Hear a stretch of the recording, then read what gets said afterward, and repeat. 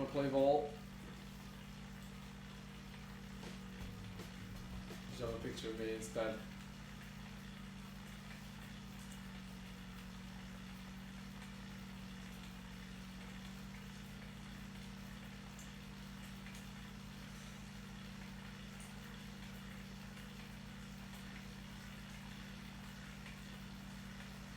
It's not playing ball.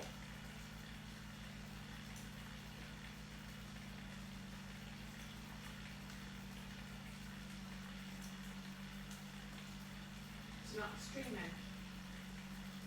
The internet's not been good the last couple of days. No, it's just got to pick up the background.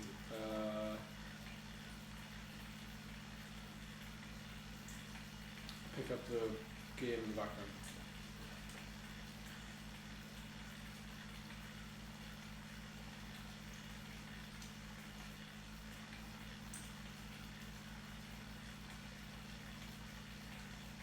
That's not what we want, is it?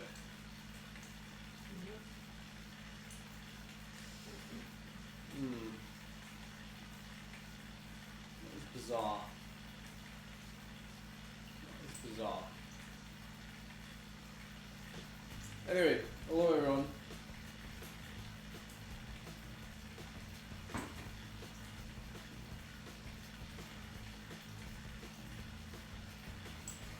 Ah, yes, window capture. Good show, good show. I'm on it, I'm on it, I'm on it. Where are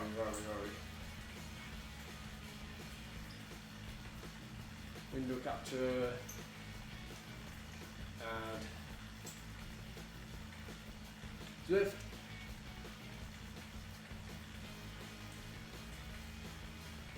Hang on, I'm on the wrong scene. Oh.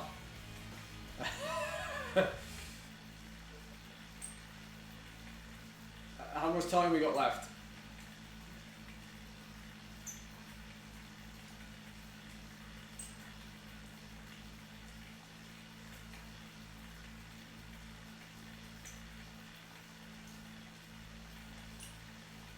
Go away.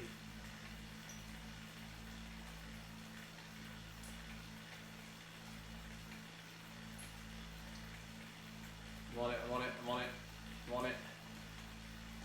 48 seconds. Then get my webcam back.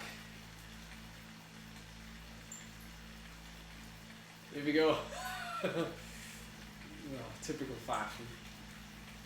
35 seconds. We're all good. We made it. I think. Are we all good?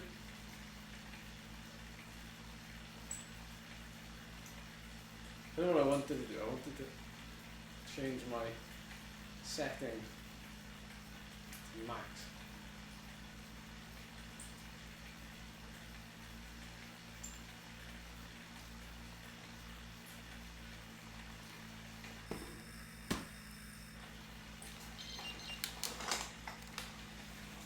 It's not like we're gonna get dropped anyway. This is a steady, well, I hope it's steady, group ride.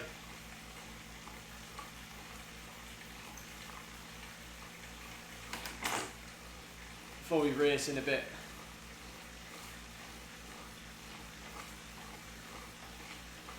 I was thinking, you know, most of the time, well, I say most of the time, nearly all the time, we just end up streaming the races and not much else. So I feel like I was in two minds, like do I just leave, should I just stream the race later that starts at 4? So if you're here now, the race will start at 4 o'clock. Or I could like stream this bit and we can all have some company. Like you might be, well, I'm riding now, but you might be like just about to start a ride.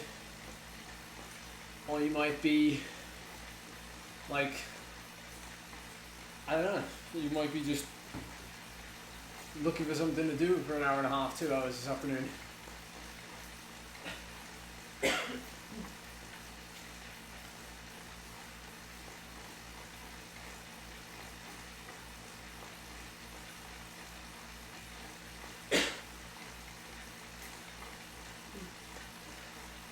What are you choking on?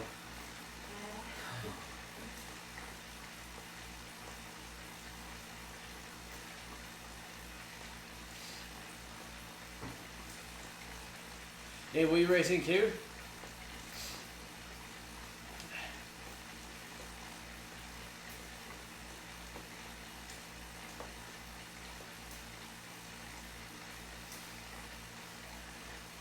Hello, Corinne.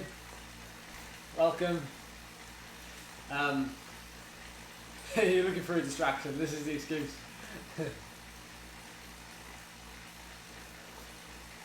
Yeah, I watched it back as well. I had some messages from some guys back home. Physiotherapy, Gareth. Physiotherapy. And they were like, that ride you did last night, we made some big efforts in it. Most of them to no avail, but it all kind of adds up, doesn't it? Yeah, it was a lot of exposure, and I think that's something we got to think about with, like, the fact that we didn't get in the Zwift races. The big Zwift races. You know, I think we've got to use every chance we have at getting on as many TVs as possible. It's not the most comfortable way of doing it, granted. I saw you were doing that, yeah. Fair play, that is some going. Congratulations to you. You've got this. Halfway. Fair play. Just noticed actually the jersey and the gear matches my jerseys here almost.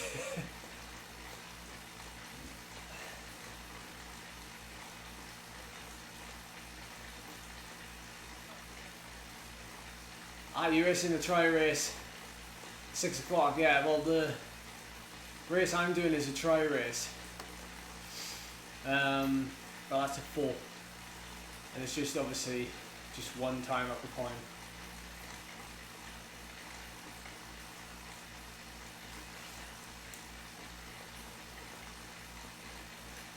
No, but last night,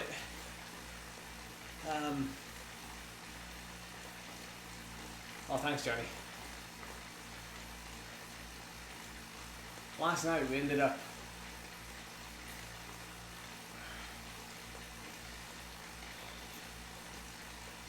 racing with some big names in Zwift.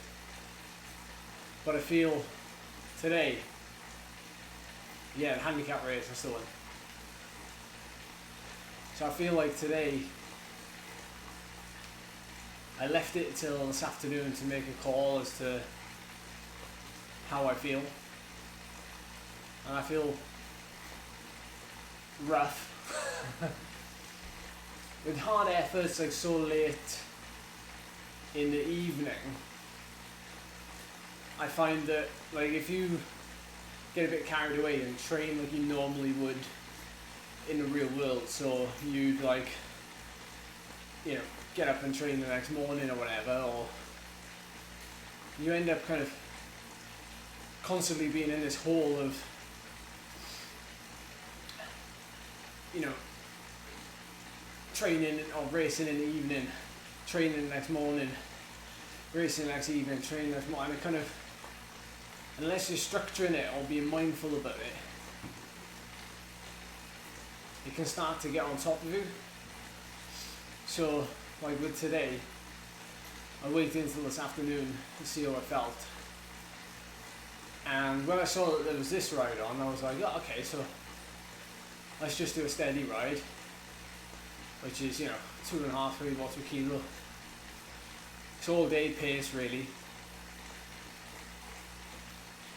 And then if I feel like I've adequately warmed up, which most people know takes quite a while, then we'll have a good stab at the race at 4 o'clock. So like, the race tonight is going to be flat for the whole thing. This is just a ride, dude. The race is at 4 o'clock. I'll keep streaming until then.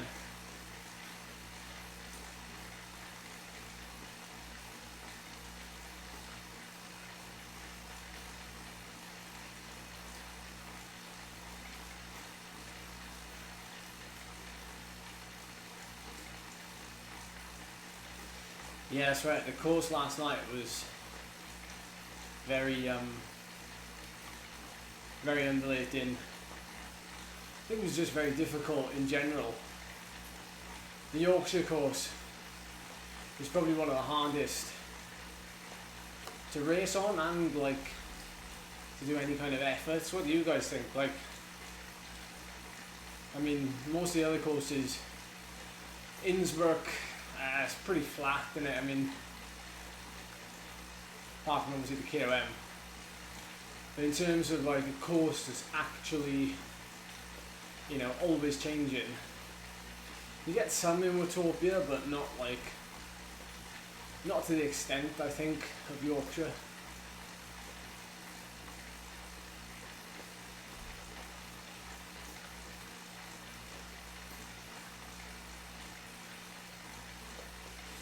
What's Phil said about Sunday? He messaged me actually a couple of hours ago. He was talking about celebrating his 1 year anniversary on YouTube. And he wants to do, what did he say it was? There's some like long race at like, I want to say 8 o'clock, 8 AM British time. This is actually the skin suit, Linda, or like the speed suit anyway, so like Mark 1, because we might change a few things. It's the first time they've ever made a skin suit, so it's like in product design at the minute. So like there's a few things I want to change, like the sleeve length. We definitely want a longer sleeve, and we definitely want like a better gripper on the arm. I've got tiny arms, so go figure. But like in terms of like the rest of it, what I've said to the guys at Bynea Climbers is, if they were to support a team, or a cycling team, I don't think they'd have any issues from the riders, because the quality is really, really good. And that's not me saying, you know, other cycling kit is like crap. That's me saying, these are the kits I've ridden on teams, and this is what I've heard from other riders. Always kind of complaining about, oh, the jersey's not long enough at the back, or it's not long enough on the front. All these things, like, so. Oh, amazing, Josh, nice one. We need Ed mode on it, do we?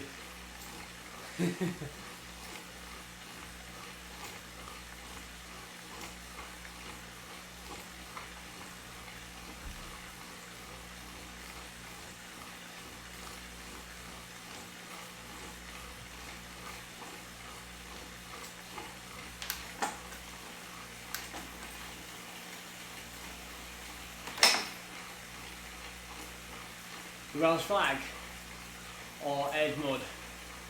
Which one needs to be there?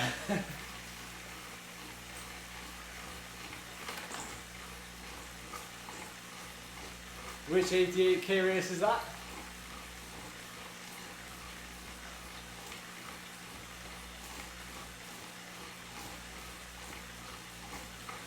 Rider that's impressed me the most? That's a great question.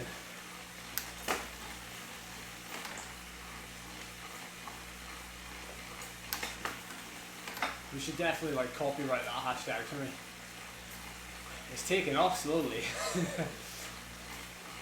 I wonder if Wahoo will make a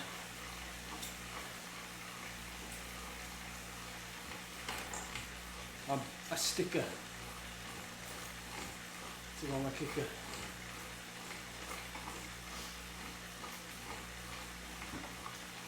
my word. 88k around downtown Dolphin.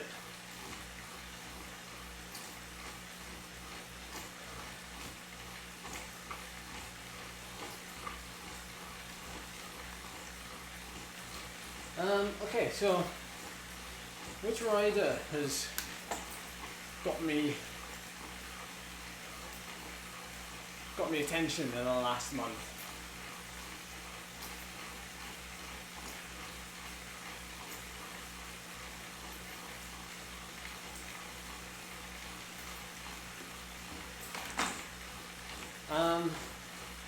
Bevan, yeah.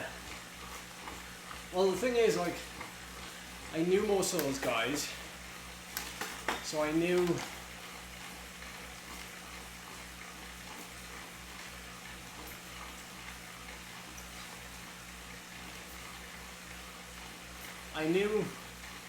Freddie and I knew Boniface. I feel like Bevan, even though he's been around, I've only just kind of picked up on him, and I was like, really, like, he won a race the other day in Yorkshire, Kirchmeier.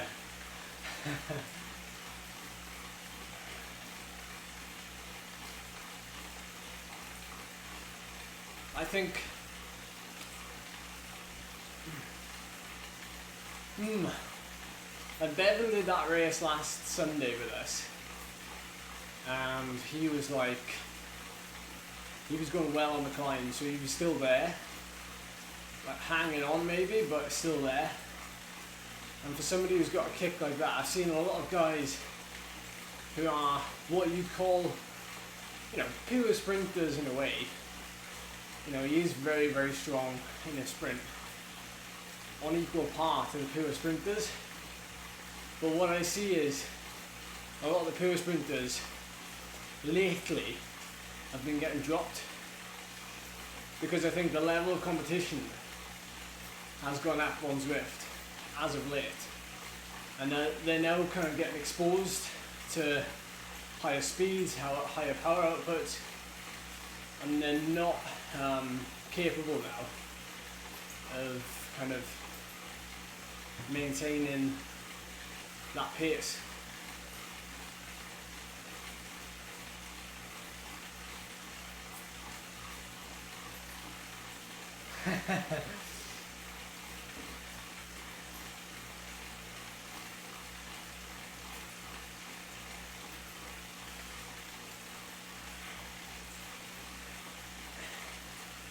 Yeah, Q's got a big old sprint. It's all down to his cadence though.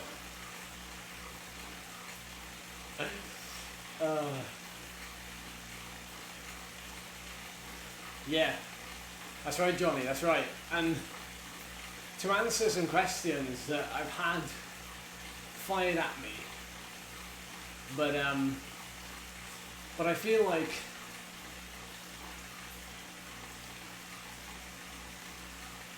oh, you'll be right, Josh, you'll manage.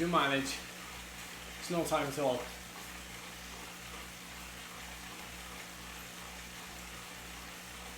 Well, the thing is with Freddie, you know, he's world tour rider, obviously. And so, what you find with those riders is that they're very good at recovering. You know, they're very strong, and they're very good at recovering. So with Freddie, you know, he can race 3 times a day. He can race every other day. He can do back-to-back races on the weekends. You know, and it's not a problem for him. And to a certain extent, that's the reason why riders like Freddie are able to race on multiple days. I've been asked that question, hence why I made a video about it. 4 o'clock tonight, 4 PM British time. So you're welcome to come back. You're welcome to come back. That's if you even want to come back.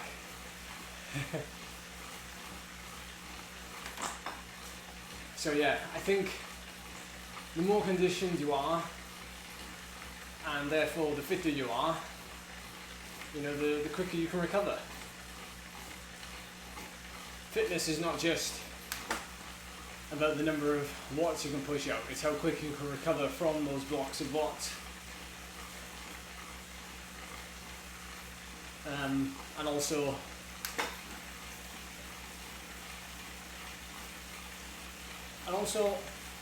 multiple days back to back.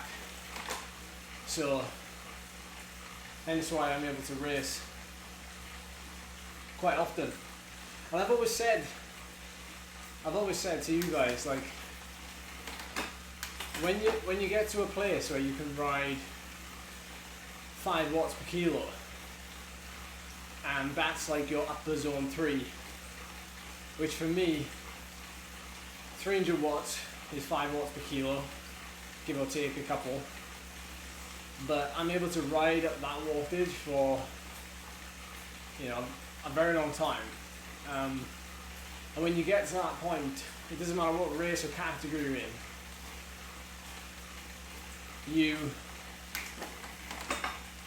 you have like this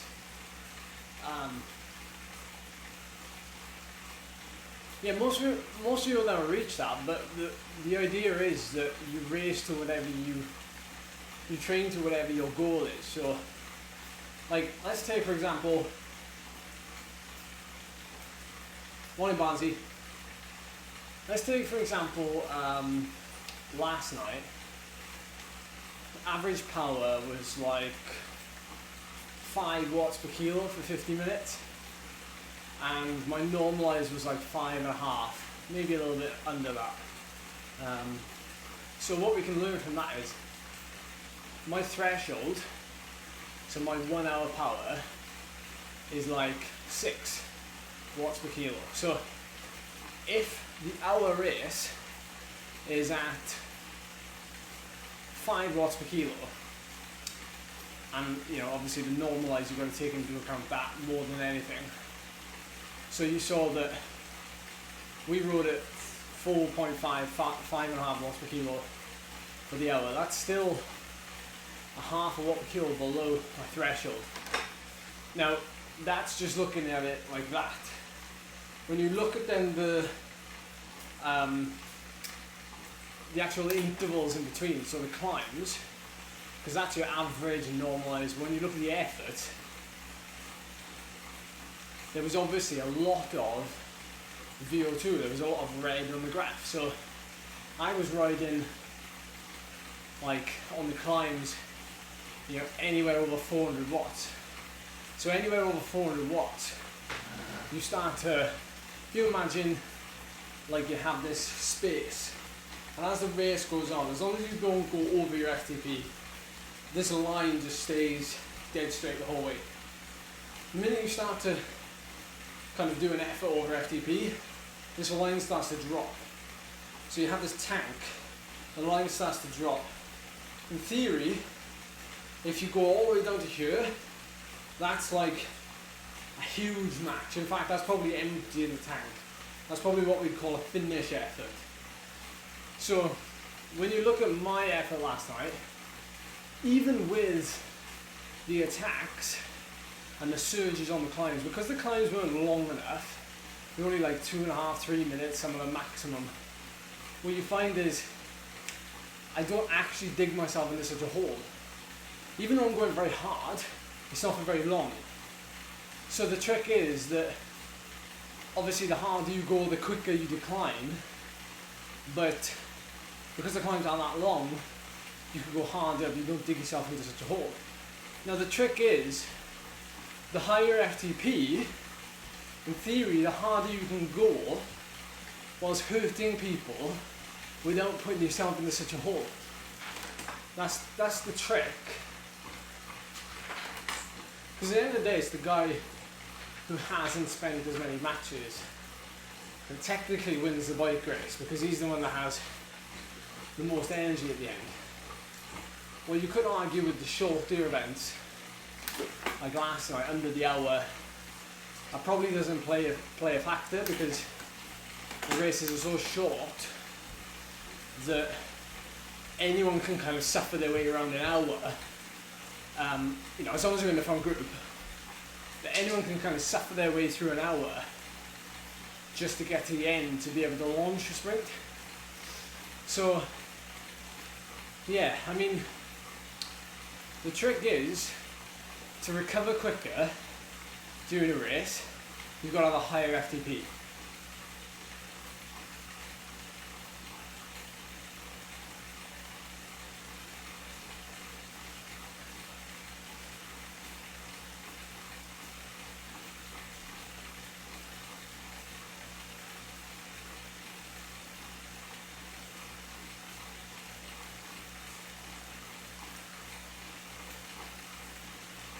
I think people can definitely get a 5 watt per kilo FTP. Phil Lovett is very close. He has potential to be there. Now Phil is, for those of you who don't know, Bike Racing Without Mercy on YouTube. He's like, admittedly, on the kind of back end of what you'd call a performance age. So, you know, he's not getting younger, so his room for improvement is a lot smaller than, say, you know, a young aspiring rider. But you can still, you know, with the right training, with the right nutrition, and this is the thing, like, when you reach what you think is the end point, like, you can say, you know, oh, I need to do 300 watts for an hour to get 5 watts per kilo. And then, like, you train, and you get to 290 and you're like, I really can't get that extra 10 watts. And then you think, like, have I got a kilo to lose? And if you just lost a kilo, that would bump it up ever so slightly. So it's like looking at the smaller details once you get there.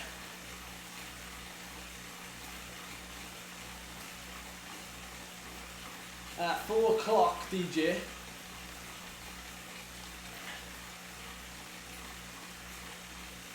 We're doing the triathlon race. It's like a handicap race with a hill finish.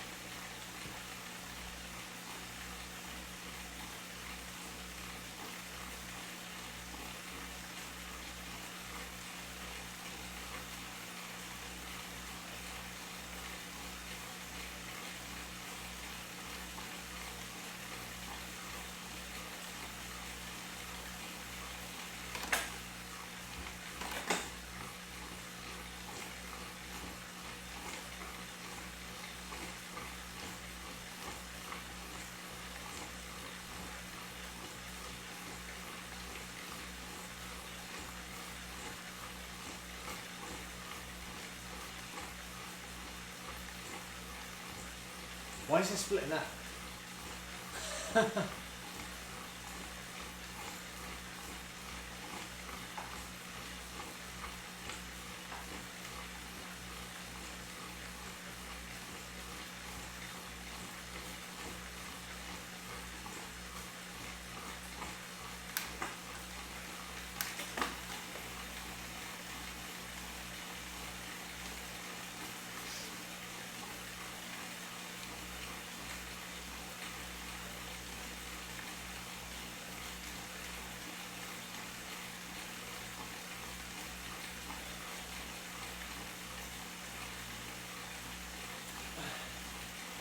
Oh, half an hour in already.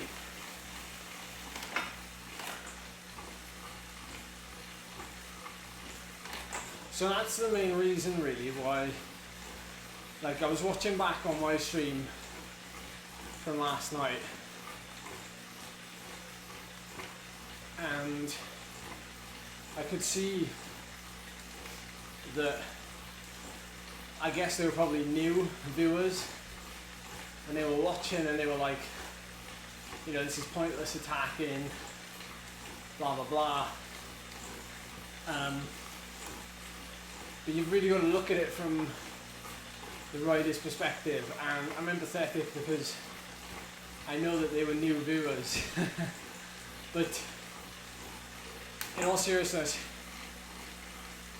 it really depends on what type of rider you are, what your strengths and weaknesses are. Unfortunately, you may have picked up on it actually, like just before the final KOM and third lap, where the pace really eased off, and I said, this is too easy. And what that basically does is it allows people to just recharge that battery a bit more. Everyone is below threshold, everyone's charging the battery, they're all waiting for this final kind of 2-minute effort at the last KOM. And so, if for example, that climb was taken harder and it was raced hard over the top, turn right, down, and then fast, strung out into that KOM, you probably would have seen a very different scenario, because what it does is it stretches out the effort. So people are now no longer doing a 2-minute maximal effort fresh, they're now doing like a 6-minute effort that's not maximal, but it's like a 3-minute hard effort, a 1-minute kind of not really recovery, you're having to ride a threshold down the descent to stay in that kind of line, and then 2 minutes as hard as you can go up the climb. And what it does is, that's what causes the snaps. You know, a 2-minute hard effort can cause a snap, because, well, let's face it, there are massive differences between, you know, me and Freddie, for example. You know, Freddie can do a much higher 2-minute power than me. But when you stretch the effort out, the difference between me and Freddie gets smaller and smaller. And then once you get over a certain level, I actually start to outplay him. So, hence why I needed to make it harder. Now, in order to make it harder, I'm going to make it hard for myself, unfortunately. And I need to jump away, and that doesn't really work for me. I can't really just jump away. So when you saw me last night, I was kind of just power creeping off the front, and nothing really special was happening unless I had like a 5-second gap, and then I was able to drive properly. But that's the difference you see, you know, that's the difference you see. Yeah, in a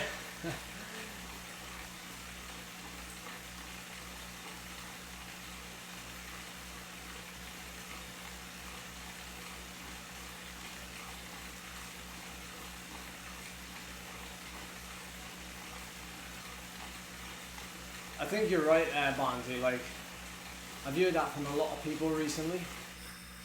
You know, they're a bit fearful of moving up that category because it's not, you know, there's no kind of middle ground.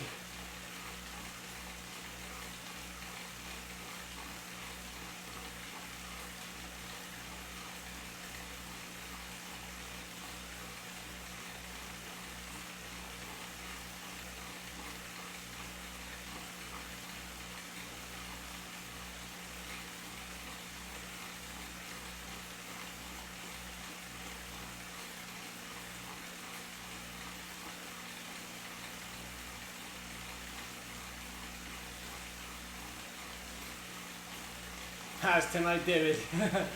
That's tonight. We sacked it off last night because we were racing, obviously. Priorities, you know.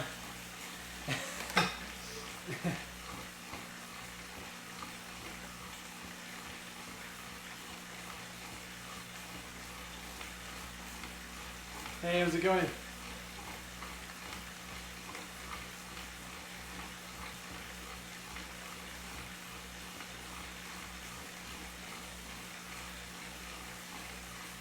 In a way, like, to touch on what you said there, like, it's not a game for the pros, it's a job.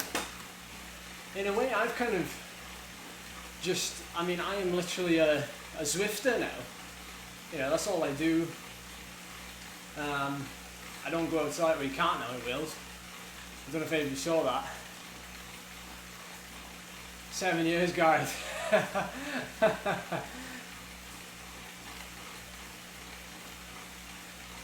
But I think I found that, like, because I can't ride outdoors now in Wales, and I've been riding indoors for the last like 3 weeks or so, 3 or 4 weeks, then this is everything I have. So in effect, you know,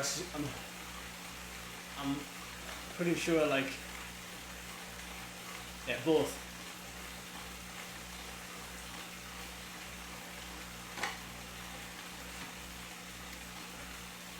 I gotta be fair, like, fair. Credit where credit's due.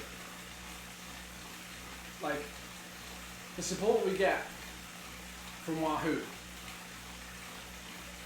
is massive, and you're right, Johnny. Like, I'm sure we do provide like a lot of entertainment or insight or like a little bit of motivation. Like today now, you know, we're on for another hour before we start a race, and it's like, you could jump on your bike right now.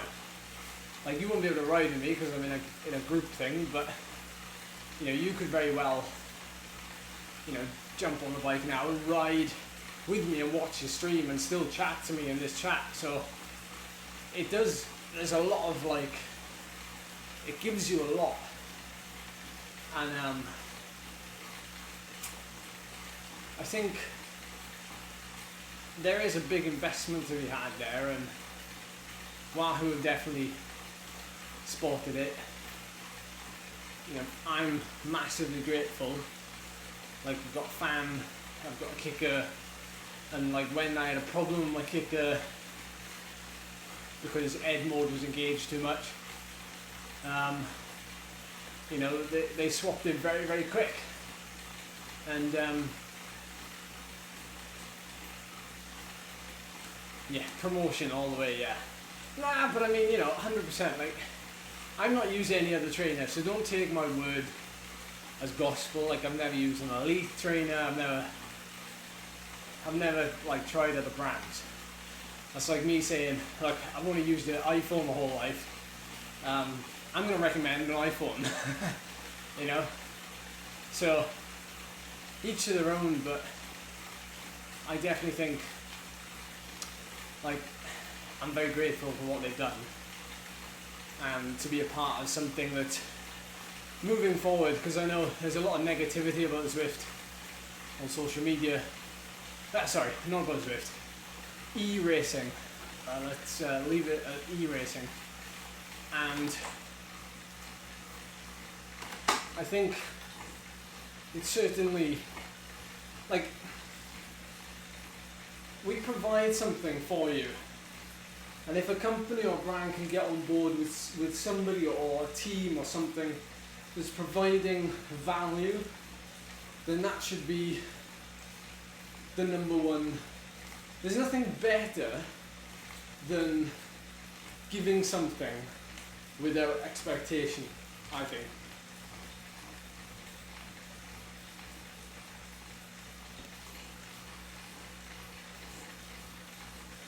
I come on here now, and obviously, you know, we could have like 50 people watching, but, you know, it's not even about like the 600 people who watched last night, because to me, I wasn't even able to talk to you last night.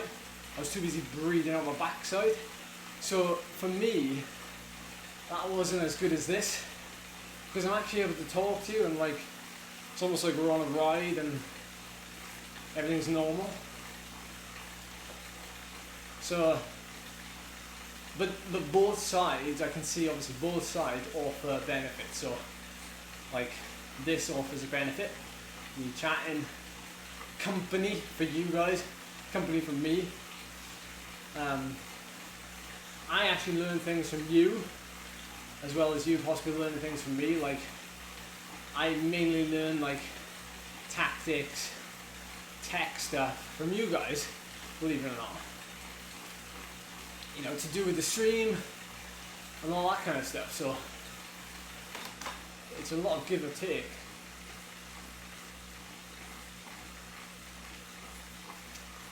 Nice one, rice cooker.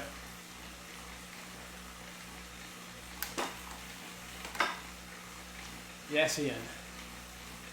Defo.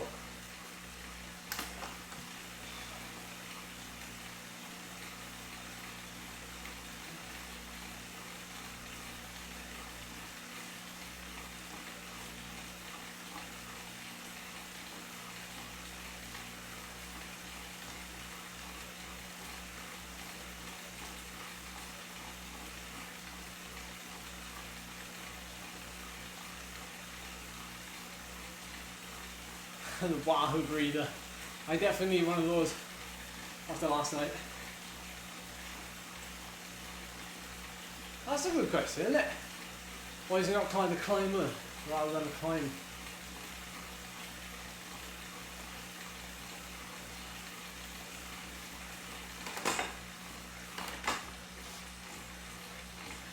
Yeah, it's true, Barnsey. I have no idea where Ash is actually. To be fair, we don't have a lot of contact, like, most of the time. You know, everybody's kind of in their own bubble. But yeah, you're right, like, I'm surprised there's not many more streamers. Like, Critch did a video not that long ago actually, saying like, here's the basic Zwift setup for streaming, and it's incredibly simple in many ways.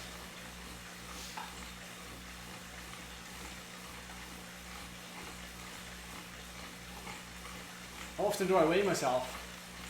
Every morning, and it's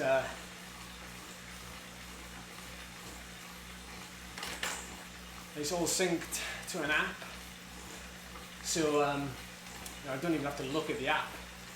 It just syncs by Bluetooth. Most days, in fact, nearly every day, I don't even look at the number. Because a lot of the times, I'm sure you can relate to this, I'm sure you can understand rather, that like I'm at such a place now in my career where, you know, you wake up in the morning, you stand up, you look down, no, but you can tell,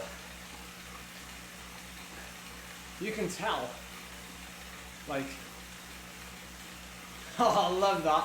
The rice cooker. You can tell when you're flat, you can tell when you're not bloated, you can tell when you feel light, you know that? Like, what's up with that, Q?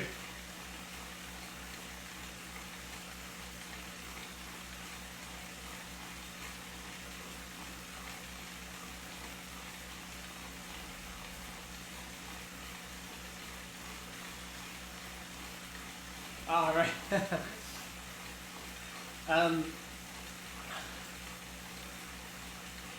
Yeah, I mean, what I've always said to people is, if you're going to weigh yourself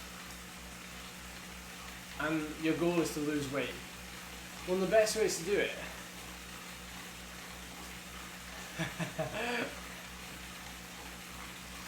the best ways to do it is to like weigh yourself every morning and just write down that number, or you know, save it somewhere or whatever, and then like, you know, don't look at it, like even if it says, you know, say Monday 60 kilos, Tuesday 61.5, you're like, ah, 1.5 kilos, what?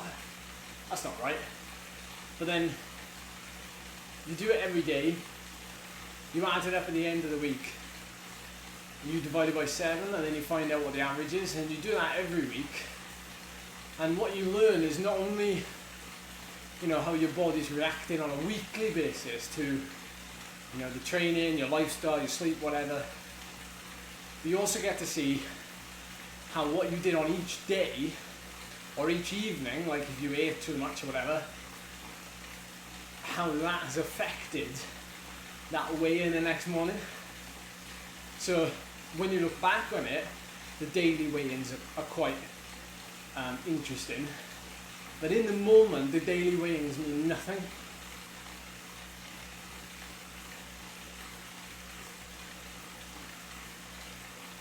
I've read about that, Mick.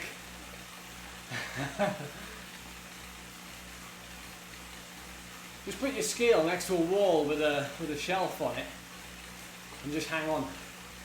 Yeah, Corinne, you divide it by 7 because it's 7 days in a week, yeah?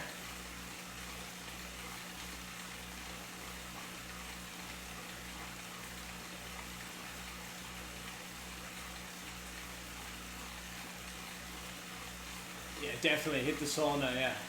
I basically just do this without the fan on, which is what I'm doing right now. But I'm not doing it to purposely lose weight. I'm just doing it so that I can talk normally rather than talk over the fan.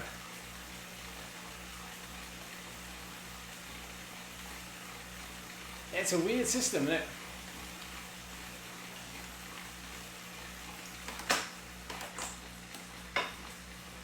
Yeah, to be fair, would that work? In a sprint, would I get extra fines or what? Surely not.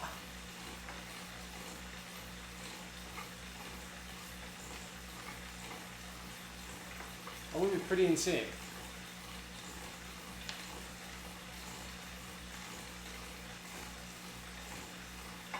I don't think I'd be able to handle an extra 500 watts.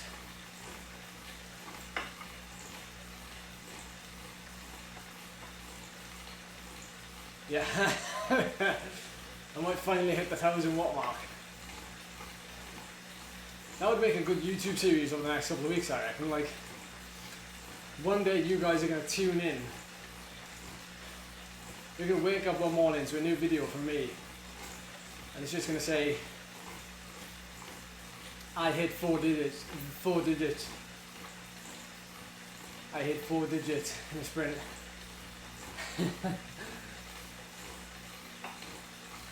Yeah, to be fair, I would lose against the sprinters using a boost.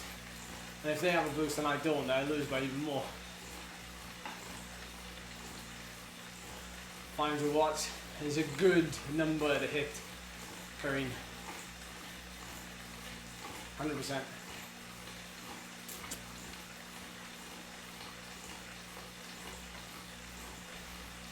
Yeah, well, to be fair, Harry, you are genuinely right.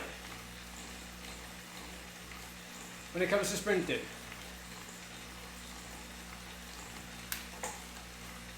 But I much prefer climbing as a strength than sprinting.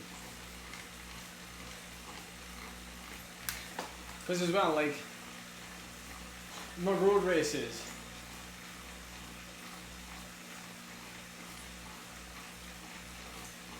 when I've done road races outside, like the crash in Canada that I had in June 2 years ago, that was like 1k to go in a bunch sprint.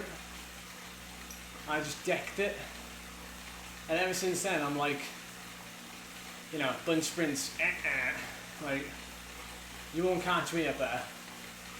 I don't care if I lose time or not, like, I'm not riding up there.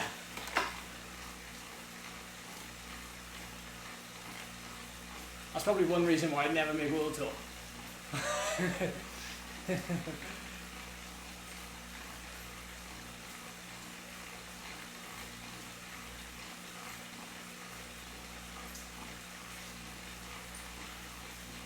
In all fairness, like, I'm not like,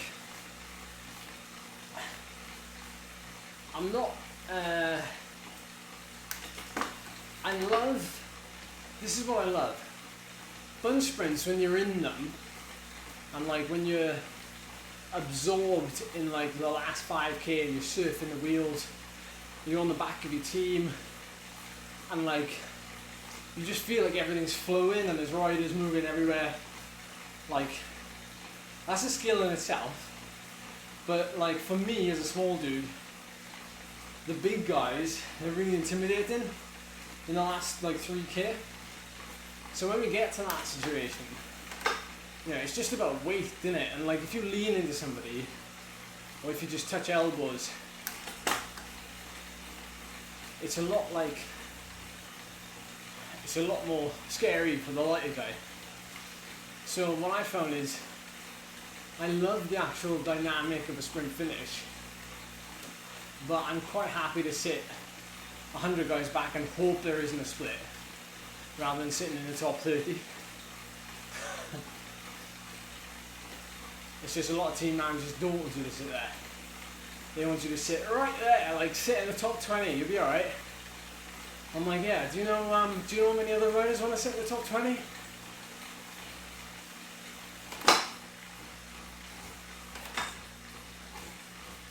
It's like 200 guys here, they all want to sit in the top 20, and you're asking the lightest guy in the bunch to go and do that.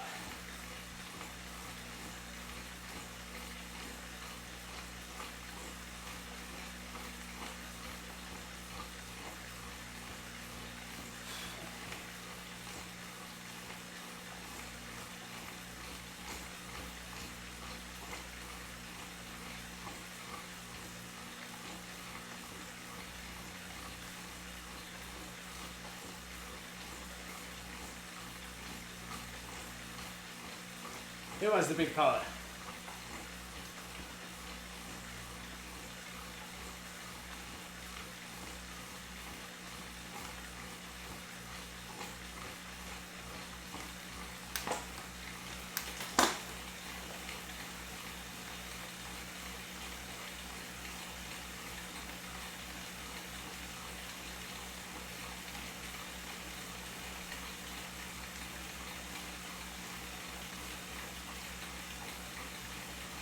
No, I'm not world class in that regard, no. Well,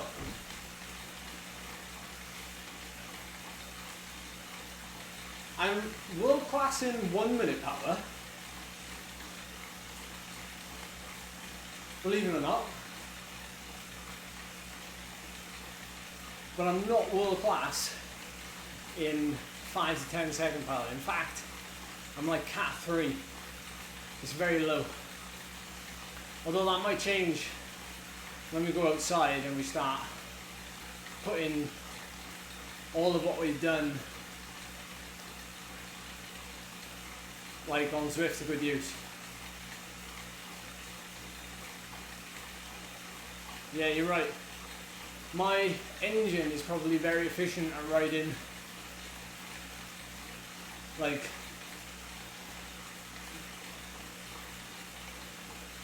my aerobic engine probably reaches like quite high up on my power profile, so I'm probably like looking at 450 watts, 400 watts.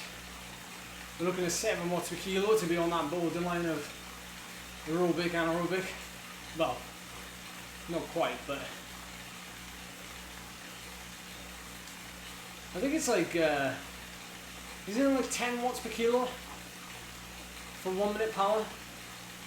Something like that for Cogan's chart. Who's looking it up? Somebody have a look.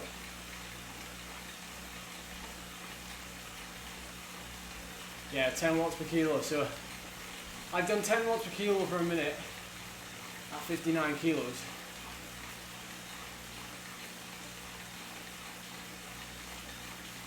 Yeah, it's definitely right. Did it on a very steep climb as well.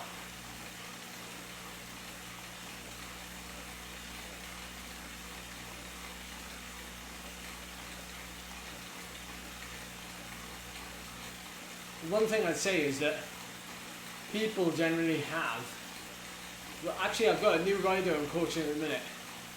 He hasn't done a 1 minute effort for like a year, like on the serious note, like a maximal 1 minute effort.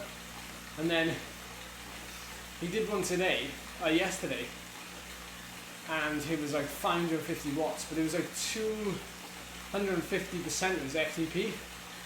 It was huge. And what I said to him was like, what generally happens is people do have like a good foundation for 1 minute powers, and they also have a very good foundation for 20 minute powers. It's that in between bit that people tend to see a big drop off with. I'm the same. I see a big drop off from like 1 to 5, and then it's very, very solid from like the whole way.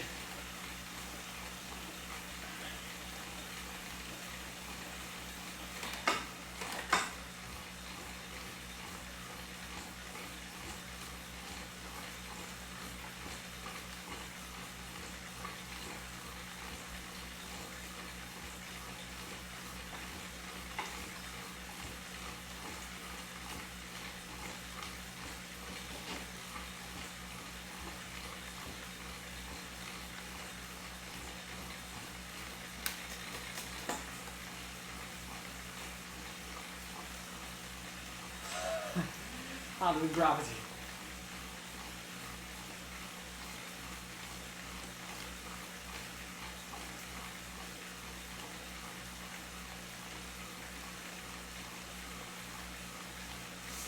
Yeah, that's right, Johnny, but I don't know, what's over its road results like? Because this is the argument. You can have the best power profile in the world, but if your fatigue resistance isn't very good and you can't make the efforts in the real world tour, then what is the aim of it? Basically, you've got a very good fresh power profile, and that's about it.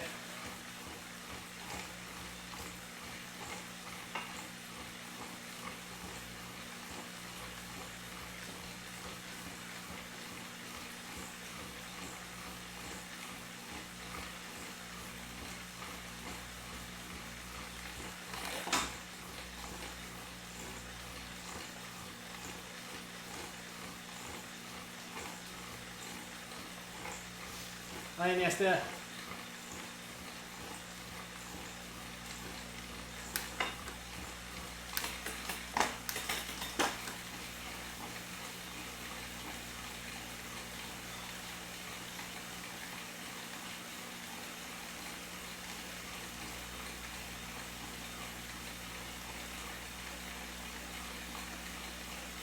Yeah, that's what I suspected, Johnny.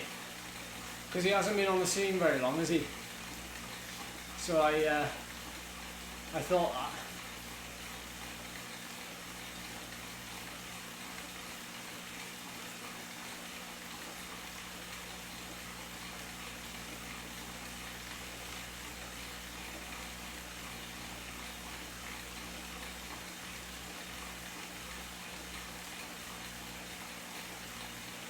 Alright, Zach. I'm doing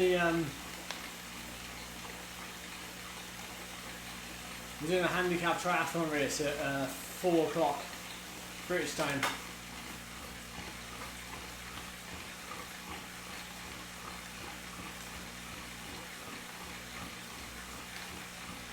Cheers, Q.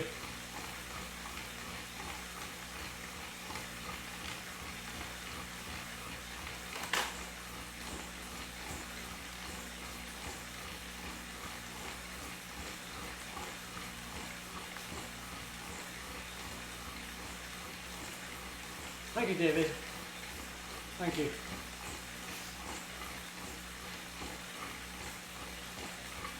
Ah, another runner. They do seem to transition well. Mike Woods, another one, isn't it?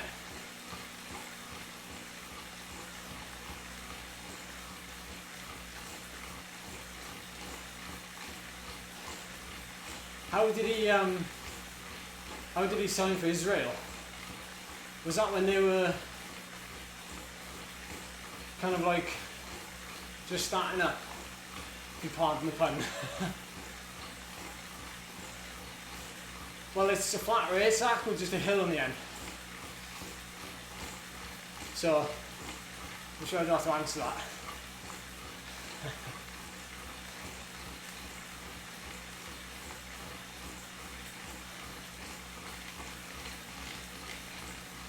Really? I'll check that out.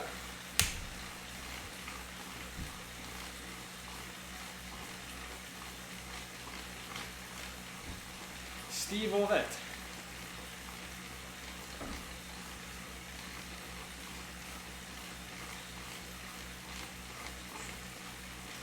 Oh wow.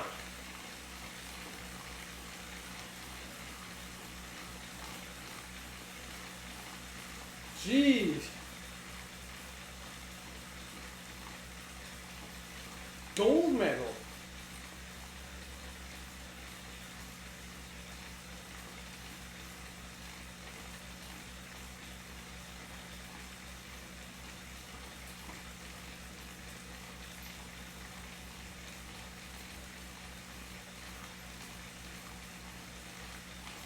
Yeah. It is better than South Korea. Typical, man. That's typical history.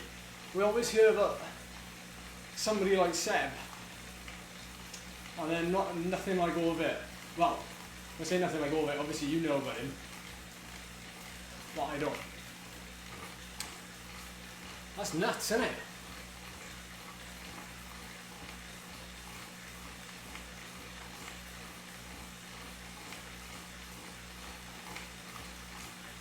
Nuts. No wonder he's got the engine. There's got to be genetics there to a certain extent, surely you'd have thought.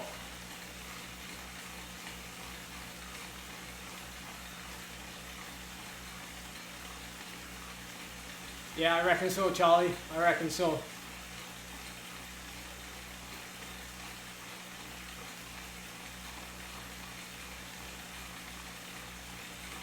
Ah. Okay.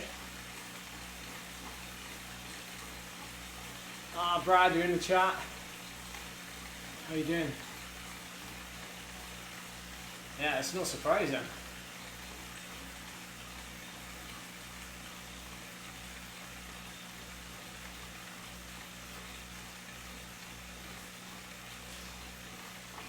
My dad's an agricultural contractor. Taught you what hard work was, that's for sure.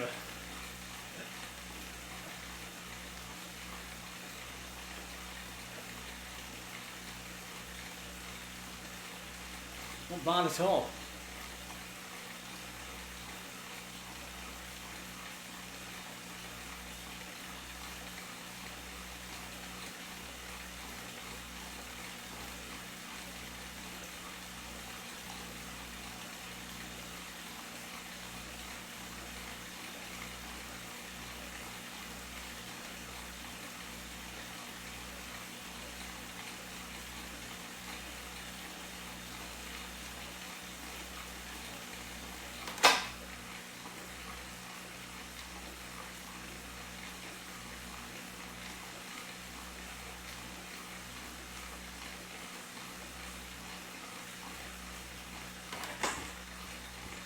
How's the audio?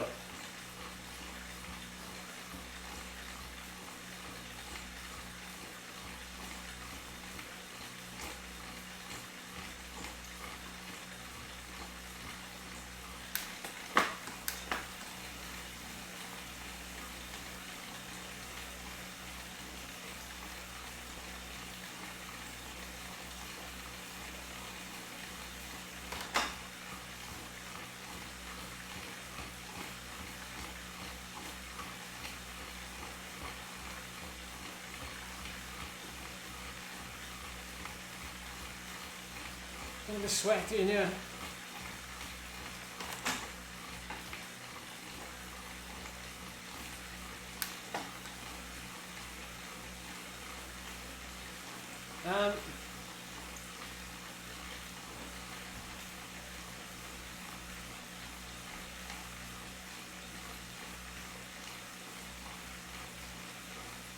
The stream looks like it's running okay. Well, obviously I don't see what you guys see.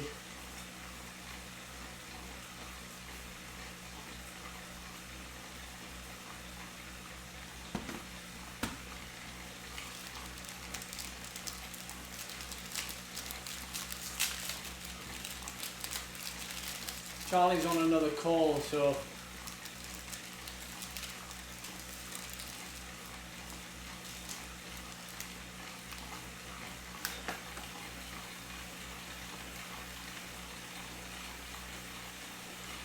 how's Robin? Honest as always.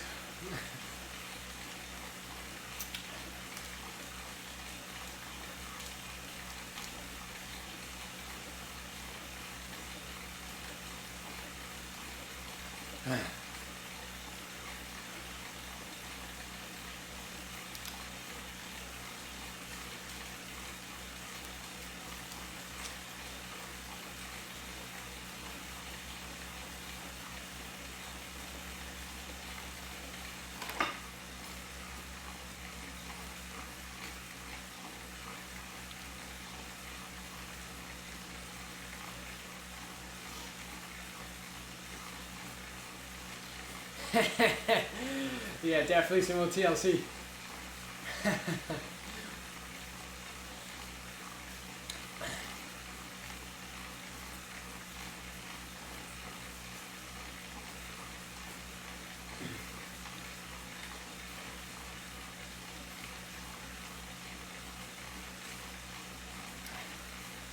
cracks me about the weight thing on Zwift is that people get called out, even if they're 1 kilo, like, or half a kilo out, like.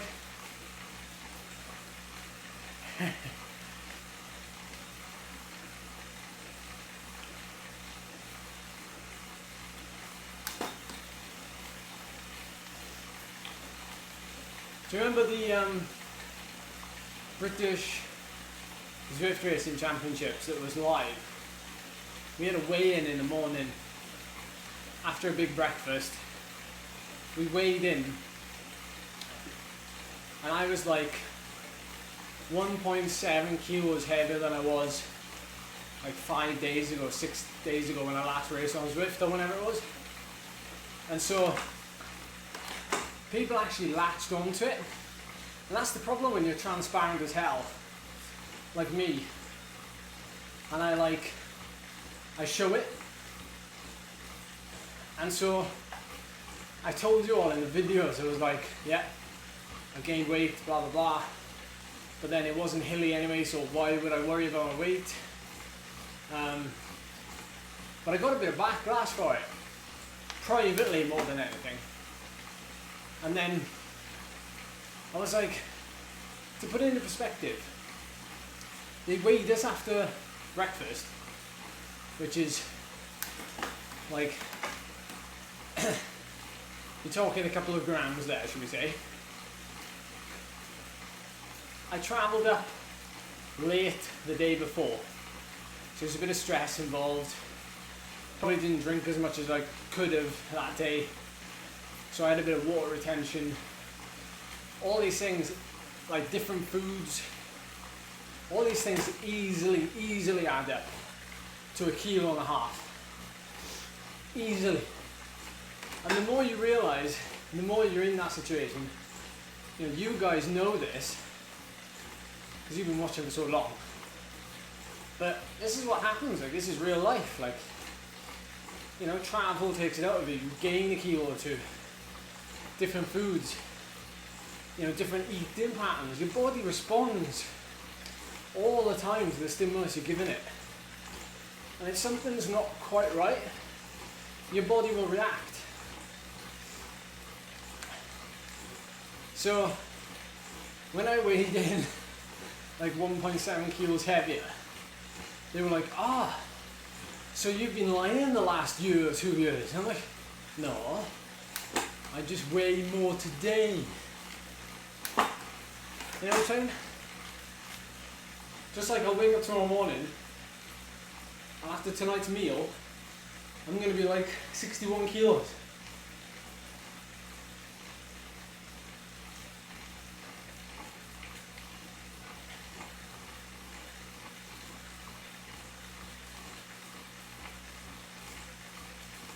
So what would you want me to give? You want me to do a record, and you want me to post my weight. In your ideal world, what would you like me to do? Because I was going to post to Zwift Transparency yesterday my weigh-in for the race last night, but I didn't because nobody else did. So I thought you had to. So maybe I was wrong. I've heard that it doesn't matter if you record with 1 power source or 10 power sources. You can still, like, not one machine is the same. Like, all the algorithms are different. So how can you completely verify? Like, to me, the only way you completely verify it is by having everybody in one place and 1 turbo, and then that's it.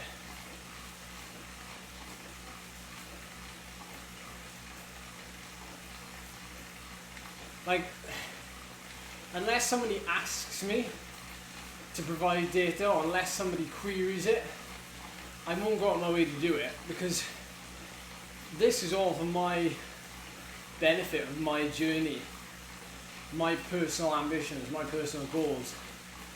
And you guys know more than most that, you know, I'll do this race later, and it's more so for my training benefit than anything else. And, you know, I've raced for 7 or 8 years at a level where I know that my numbers are my numbers, and I've been beaten by people. And I'm only racing against myself. And to be better than I was yesterday or last week or last month, trying to set new targets and new power numbers or things like that. So to me, like, there's no way I'd be found out. Just no way. I've got so much verification of 600 videos on YouTube. Live streaming almost every race I do. Every event. I tell you what I eat, I show you what I eat. I weigh myself. Everything's logged. And like I said, if they need it, they can have it. If they don't want it, then just keep watching my transparency online.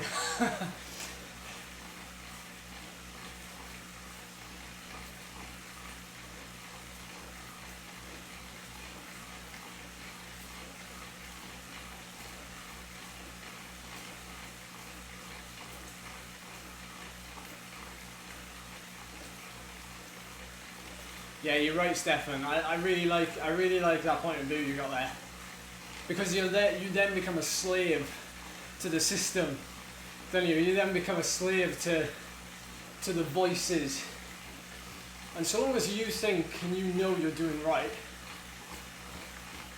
you know, you can have a clear conscience of how you race. Like, the thing is, last night in the race, and let's be real here now, because this is how fatigue works. I laid it out there last night. You know, I attacked. I spent a lot of time over 400 watts, or over threshold, let's say. By the time we got to the end, I had nothing to give. And I know that's because I'm quite weak over that sort of distance, but I was genuinely tired. And some of the other guys who are strong at that finish, some guys were sitting in, those guys beat me. I still rolled 18th, and that's not too shabby a result, but it wasn't like me doing that the whole race and then just taking the win at the end. Do you know what I mean? So there was, like, generally I think last night shows more than anything else that the top level are human. Like Leo throwing up after his stream, after his effort. I know he won that event, but he's lost events. You know, and those are the events that you don't see. You know, and more often than not, you've actually seen me lose more than I win. So I think, you know, you don't necessarily, with me, see a lot of superhuman efforts. As weird as that sounds, you see genuine efforts and then genuine fatigue. You actually see a drop. Thank you, DJ. Yeah, sorry, I should have made that. Sorry, Charlie. Yeah, Lionel Wayasin. Or Wayasin. Wayasin. I love that. That's such a cool name.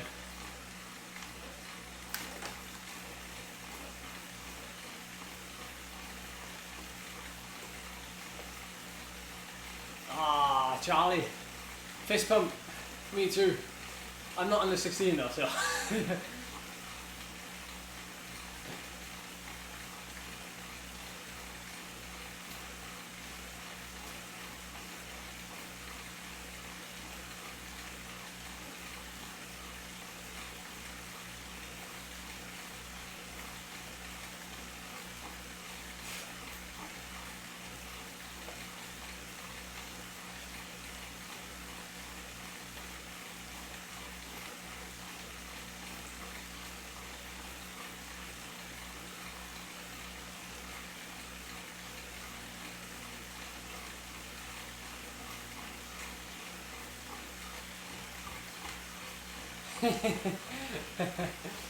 Yeah, I haven't shaved today, so I don't look 16. Hey Paolo, we go for the win later. We go for the win. Yeah.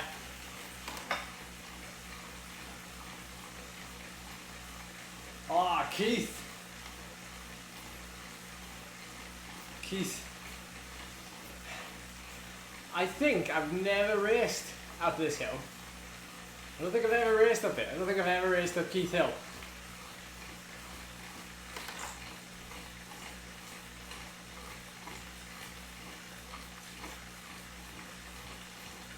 It's not a race yet, Keith. This is the warm-up. Yeah, we finish this and then we've got half an hour then until a 4 PM start. So which one did we do? We did Leith Hill, didn't we? Leith Hill, where I attacked too early. I was hoping we'd have another stab at that one actually, because I think I got that wrong. I think I got that one wrong.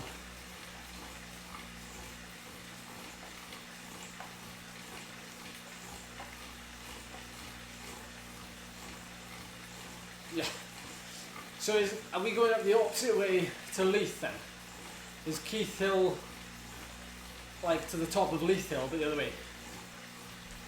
Oh, it's the reverse of Box Hill. Ah, okay.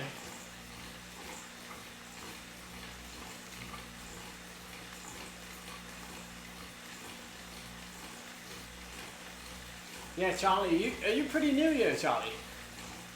You're pretty new to these streams?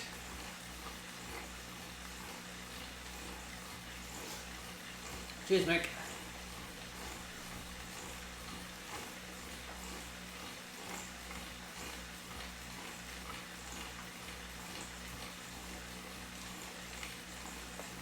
I thought Keith was the reverse of Leith.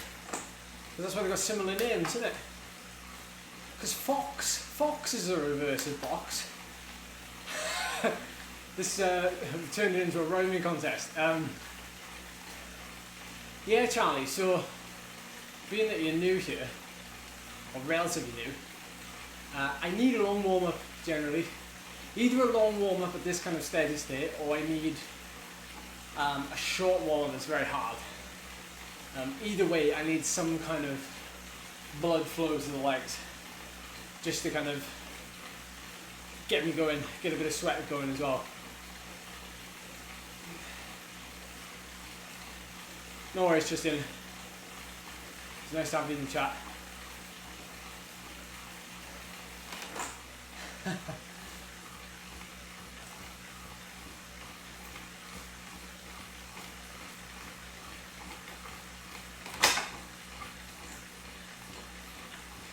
Yeah, we keep the chat clean over here, guys.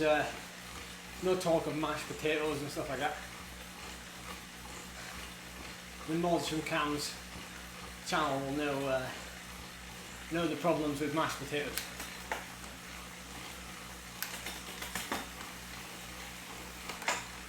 I've seen the KOM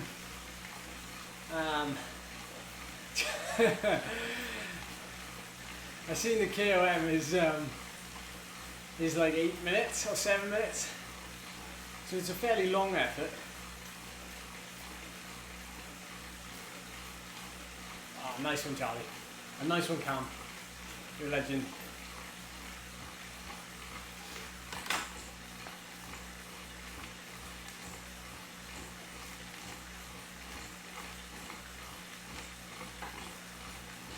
Yeah, we're just going to go early and just attack that climb from the very bottom. Make it spicy. It'd be nice to get like a longer than 5 minute effort in. Yeah, 3-4 minutes hard, but it'd be nice to get, you know, a kind of a sustained effort in rather than just riding around. Yes, do it. The one with the surges? The one with the sweet spot and then surges at the end, or do you do the one that was just steady state?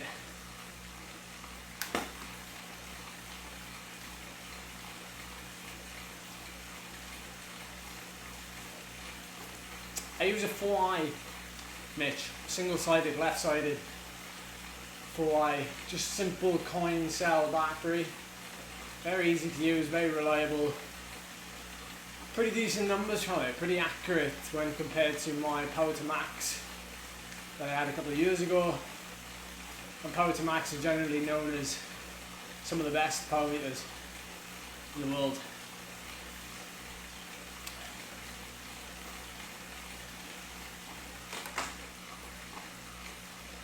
Oh, nice one, Stu. Nice one. Fair play.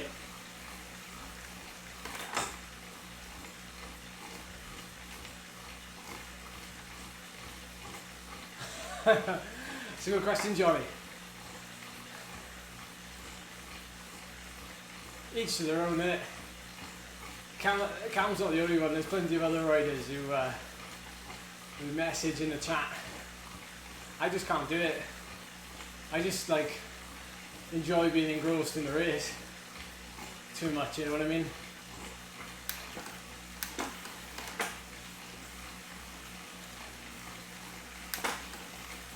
Oh, Scotty Weiss says right on. Cheers, Scotty. So this climb, what are we saying? Keith Hill, it's 4k long. Is that how long the actual climb is?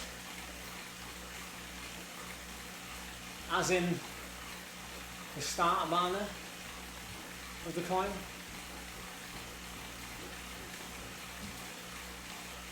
Yep.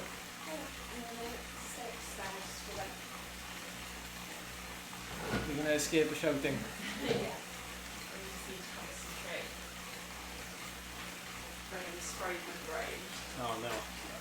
In a good way. What's that, with dissertation stuff? Yeah, this was really helpful. He was really manipulated it, so it's just sprayed my brain a little bit. So I need like some quiet to get my head around it. In a bit. Yeah.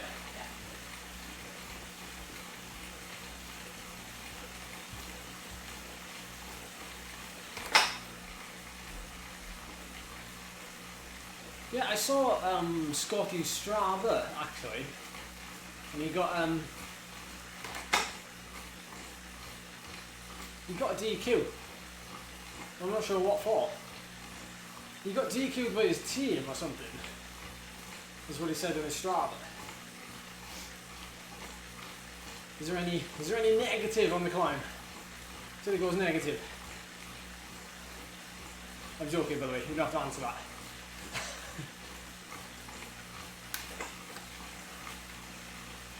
I've got to be honest, guys. I completely reserve judgment on people, you know, who are in the limelight, like Scotty. Like, I don't have an opinion on it because I've always been told never to judge people, regardless of what is saying is fact or fiction. I just don't do it, so I have no idea.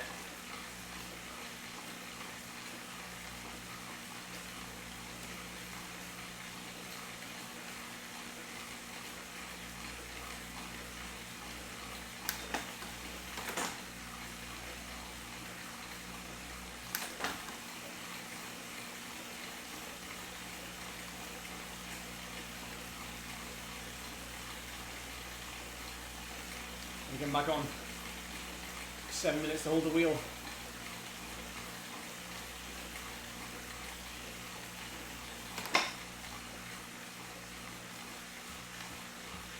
Oh, we've got somebody spooky in the chat.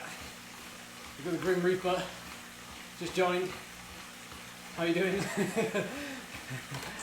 I noticed we had more views than Zwift Community Live. Yeah, I think that's a first. I'm pretty sure that's a first.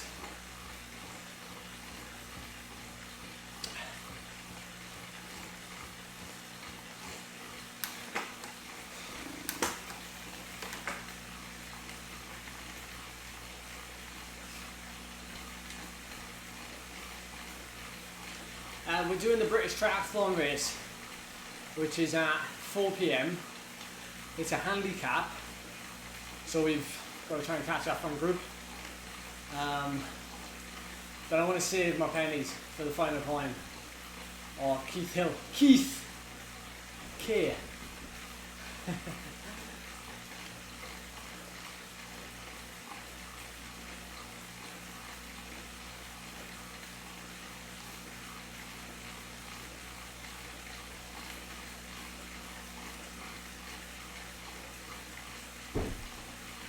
It's not actually a triathlon.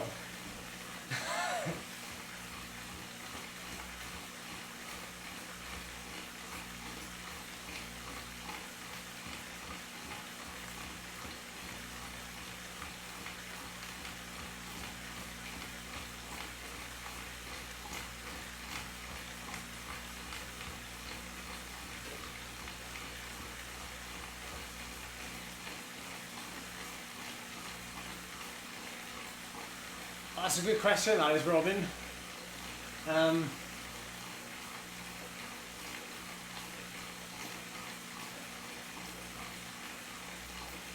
I personally have always used the Tron, and it wasn't until like I started to become aware of Pritchard's antics on checking out certain bikes and setups that I decided to have a play around myself and see what I prefer. And to be fair, I don't like the look of the Tron. It's becoming very common, and besides I had drops to burn, so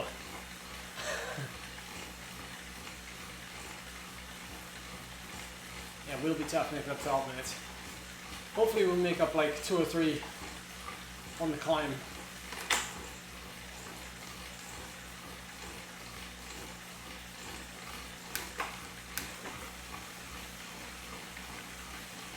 Plus, I like the fact that I can choose different bikes. Yes, Robin, that was it. That was what swung it for me. I wanted to be able to draft a bit better. After watching Leo's stream, where he was recovering, and I was like, it's making it look very easy. It's also helped by the fact that you're sitting up and then you're going like this. It is one of the fastest.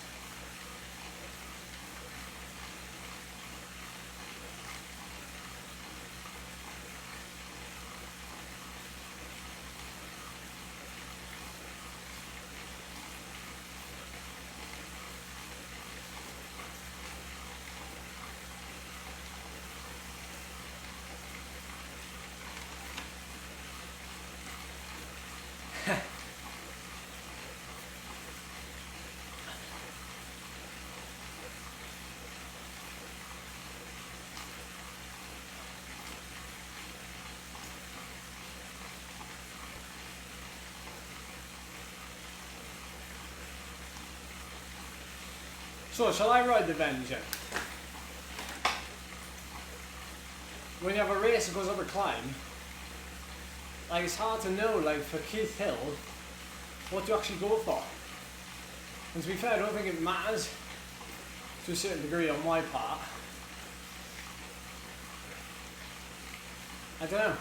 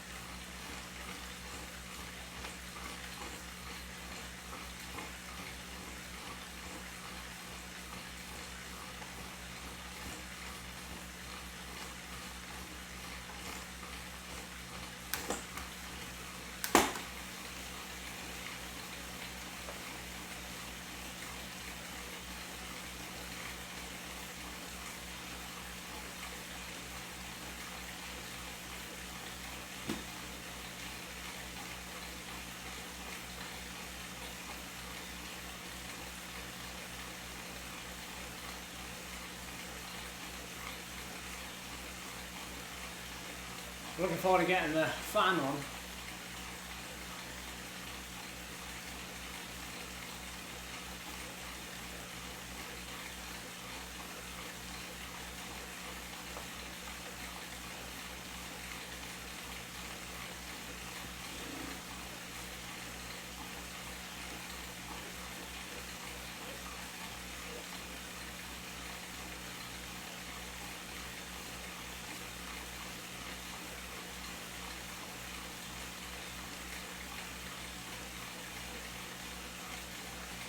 Yeah, it'd be nice to have some tan roll tyres.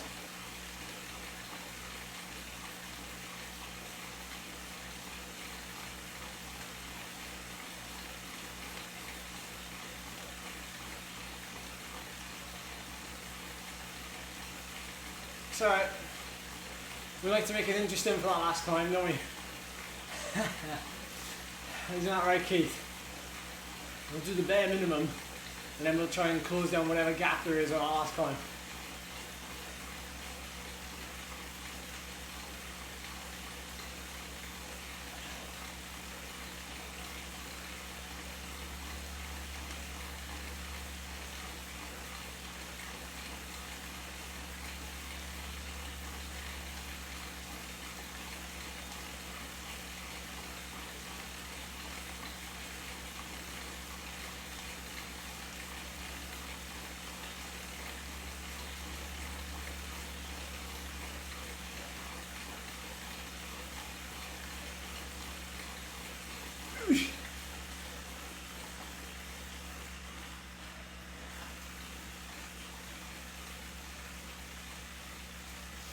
What were we saying about 15 seconds?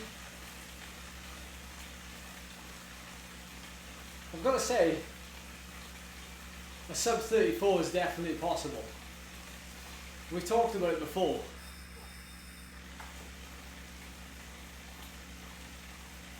We've talked about it before, but I don't want to push it too soon. You know, that reattempt. What I want to do, and I was given this idea by a close friend. I know it's a bit far stretched, so hear me out on this. But I do hill climbs. I'm British hill climb champion at the minute. I would love to be able to have the Kickr bike, the Wahoo Kickr bike, and just every single one of my sessions indoors would be done on that bike, and therefore, you know, the gradients, the resistance, everything would just be one good ecosystem. And I think we could do it a lot of justice. Do you know what I mean? Like actually putting it through its paces on like the Alp to Zwift, but then also doing live streams and stuff like that. I'd love to have a dedicated bike just for it. On another note, the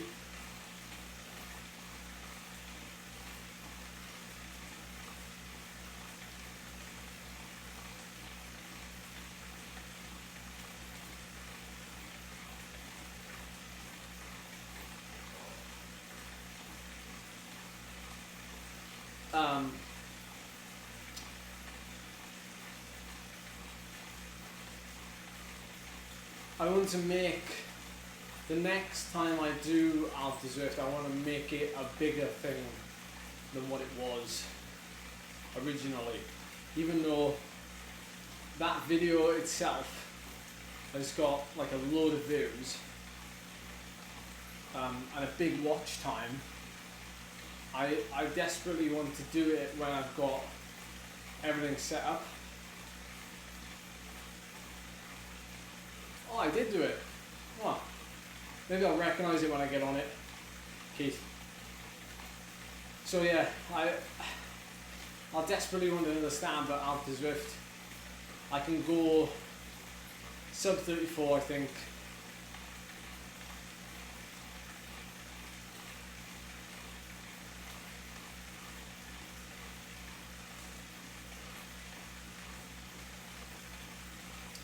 Yeah, Daz, that's a good show.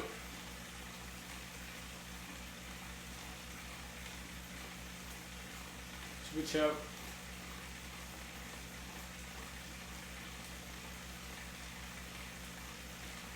Just making an event, you mean? So we could do like hill climb TT. Yeah, 6.1 to go sub 34 roughly, yeah.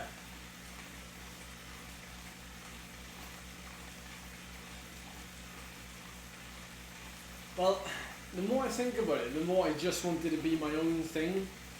Like, we did have talk for a little bit of time where we were like, let's, you know, group together like 5 to 10 riders who are very, very strong, and let's just get them to like buy into this idea of you all do like massive 1k turns at the bottom, and then I'm solo for the last kind of 5-6k.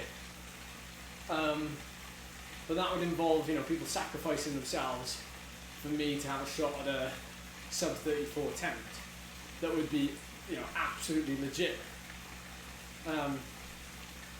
But I think the issue we have is there's so many people, and I would much rather it be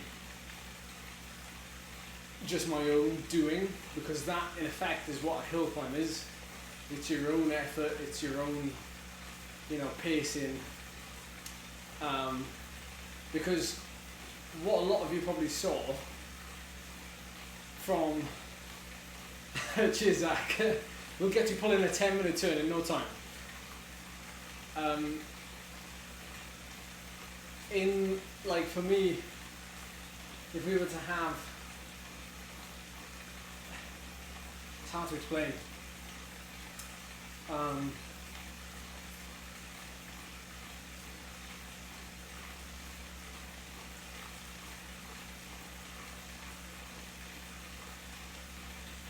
But when you looked at my attempt, I actually rode really steady for like 25 minutes and then ramped it up and finished.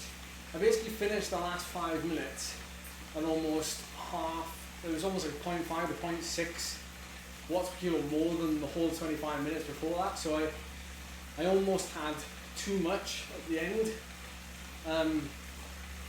I could probably have sat, you know, a little bit higher up on that line of that rev limiter. Deal. And, you know, I could have potentially done it then. I could have potentially done a sub 34 then. But what I love about it is the fact that you're pacing yourself to get the fastest time rather than me riding behind somebody who's riding, you know, 6.5 watts per kilo, and I'm just trying to hold on to it.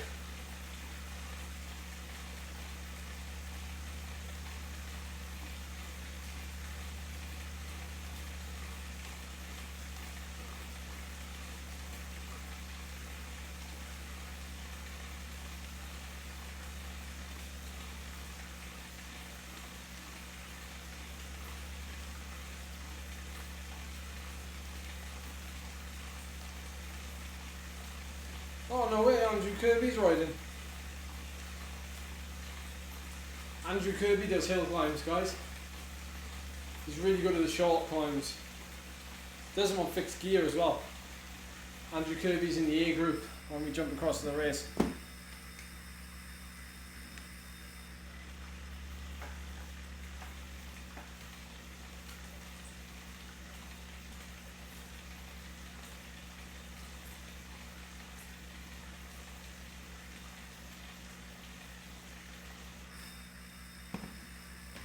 Trouble is, it would be very difficult for me to hold myself back.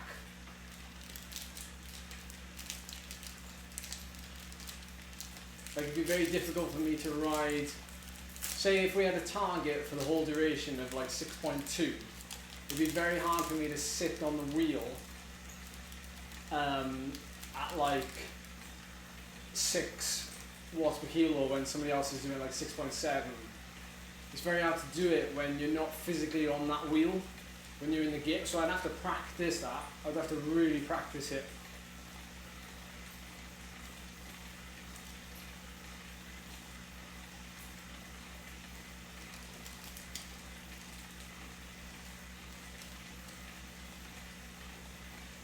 I wasn't going to the Worlds, Zach.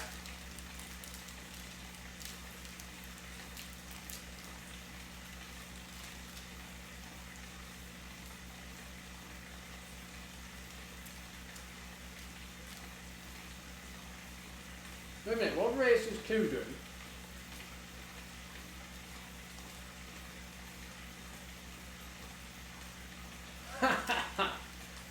Yeah, terrible. I'm terrible.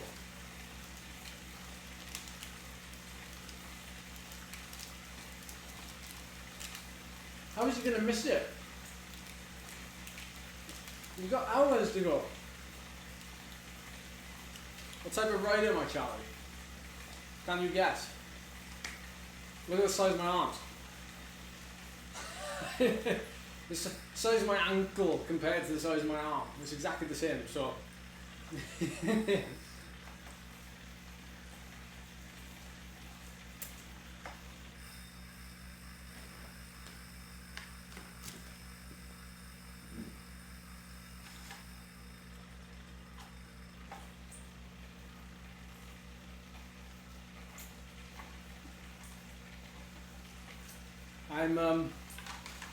Before we start this, I'm going to clean my chain a little bit, because I'm aware that there may be some like chain noise coming through.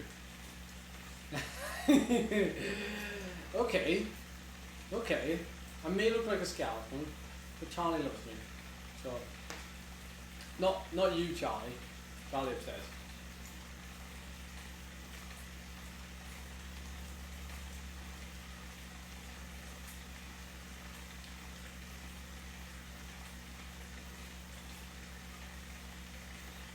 Yeah, we might just keep riding, yeah.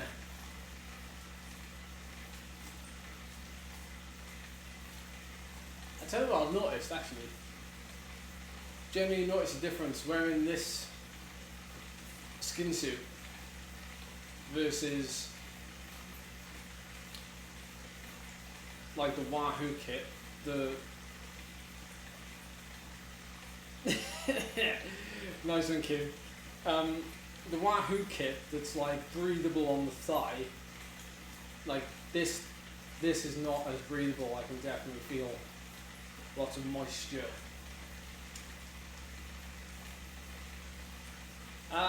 Yeah, 178, 177 is my height.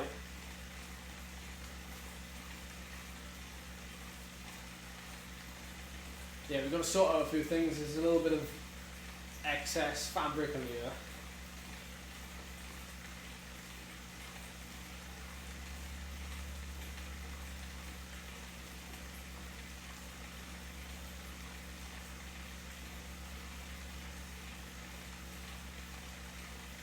It's a good way of looking at it, Ryan.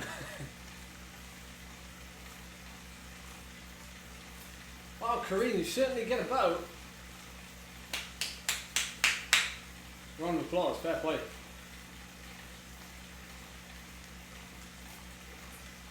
Froome's like 66, 67 kilos, isn't he? We've got some ideas regarding Froome. We're going to try and replicate. Well, it depends how much time we've got with this whole lockdown thing, but I'd love to try and replicate Froome's attack in the Giro on that stage. What do you reckon? And also, a couple of the boys from the team, Wahoo team, sent me some details about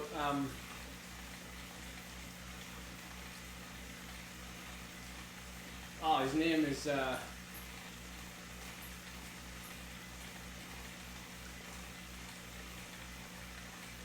his name is slipping me now, not Roman Bardet. Who's the other French guy?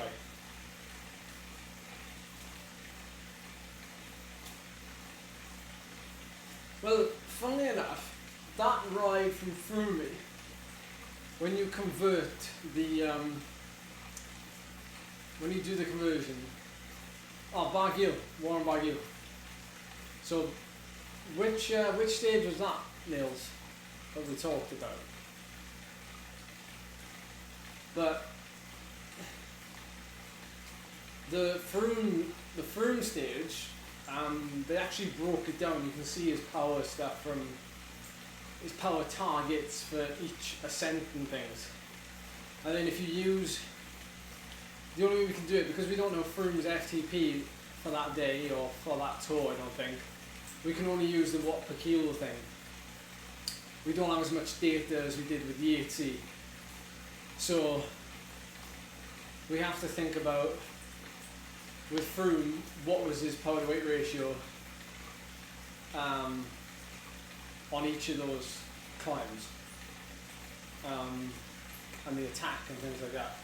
So the only one that really stood out was like the last effort. I think it was like 35 minutes at like a really hard pace, and that was the one that like made me like double check. I was like, wow, that's,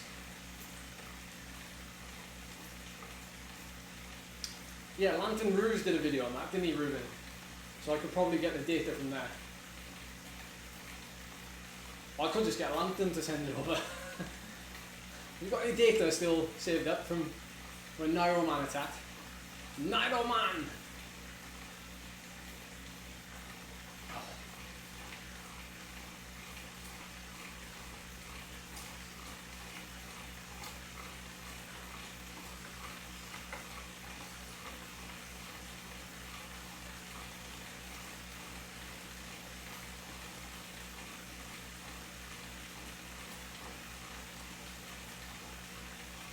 Yeah, you only average 5.8, yeah.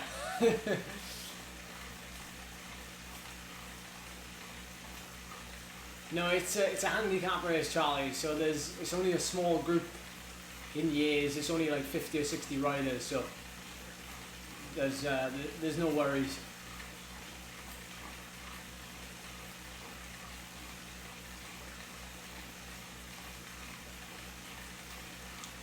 If you guys have got any ideas, if you've generally got any ideas, do a little bit of research on it. See if you can find the stage, see if you can find any data, any Strava rides, anything like that, and just ping it to me on an email.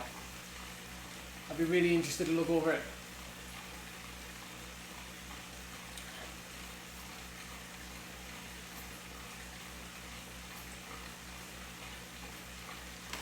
Who are we talking about now, Niels? Croydrick.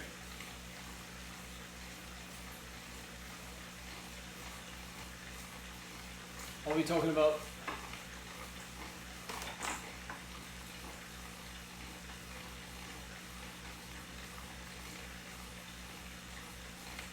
Oh, through me. Yeah. Very true, very true.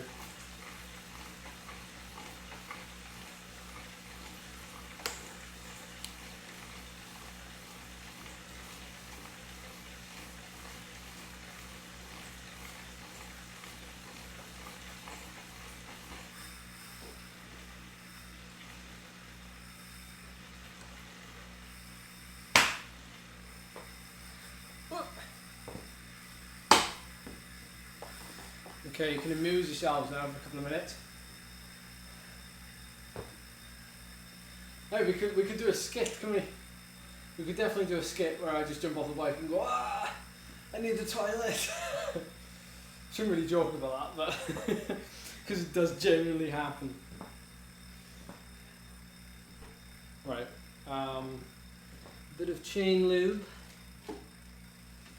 So I've got hidden away here in the little drawer that Charlie doesn't know about.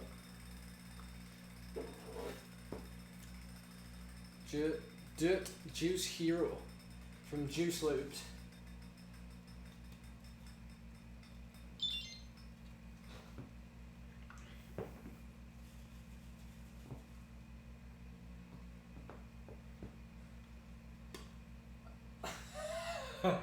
Sorry, Niels. Apologies. I need a cloth. I'm going to give you a lesson in how not to do bike maintenance now. I'm joking. So to avoid any arguments later, I'm just going to spray it onto the thing and then clean it, rather than spraying the actual floor.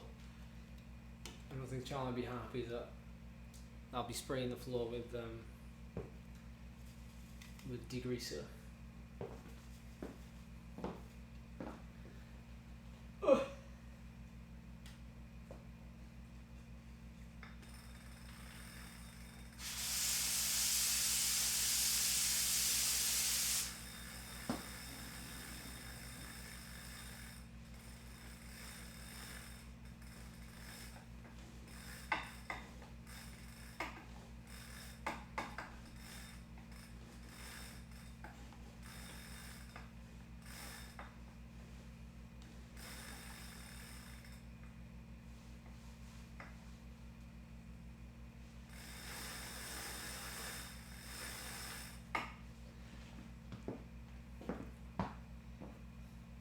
Whoa. Smells like Cam's turbo room. No, Charlie doesn't watch his later, no. she gets enough of it from me, like first hand, to be fair. I just end up like I was like, oh, you know the race earlier? Yeah, well, I attacked and I was like, oh, I think I've gone too earlier, and then I eased up a bit, and then it's really hard to shelter. And that's basically what our life is like right now, basically. Finger snip. Yeah, right. I'm going to leave that settle for a little bit. It's amazing actually how well just a little bit of degreaser works. It's not the best job in the world, is it? But it's better than nothing. It's better than nothing. Hopefully that helps. Right. Toilet break.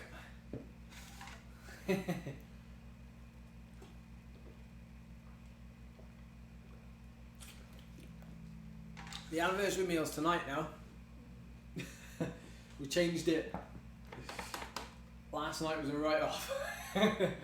Last night was a write-off.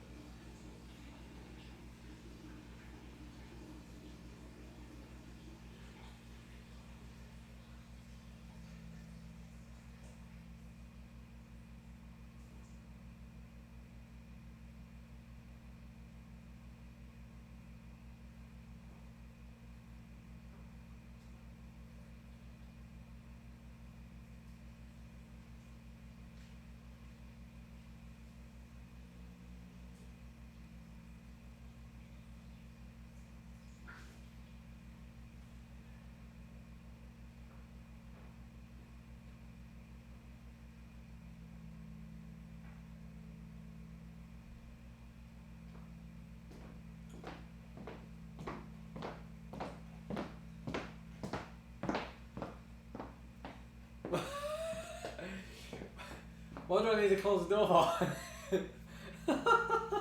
What? What's wrong with you all? It's not even that far away. Well, yeah, to be fair, it's not that far away. It's not that far down the hall. I washed them. See? Smell it? Clean. You love this stream, don't you?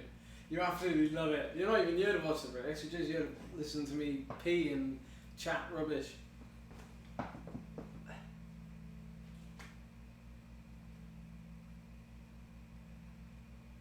What do you mean I got a really good mic? Is that all you're here for? You can thank Johan for that.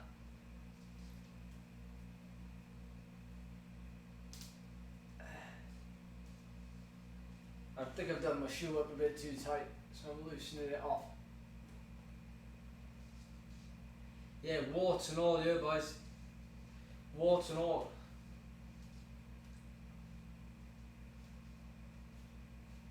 I was just read back. Elite Vegan, I've just tuned in, what a moment. We don't start until 12 minutes past, so I've got a bit longer. I don't have to join at 4. It's a Moscon style stream. I'll take it as a compliment, regardless of his antics. I'm opening the window.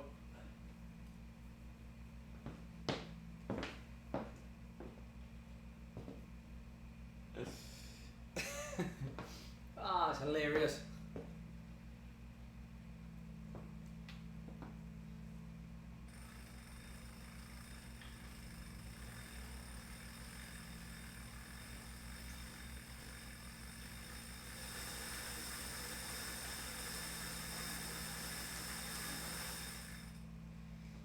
Still got a little bit of a squeak coming through.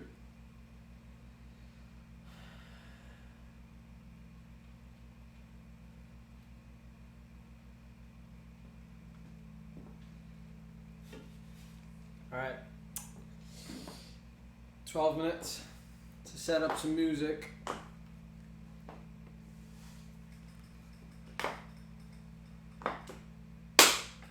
And everything else that goes with it.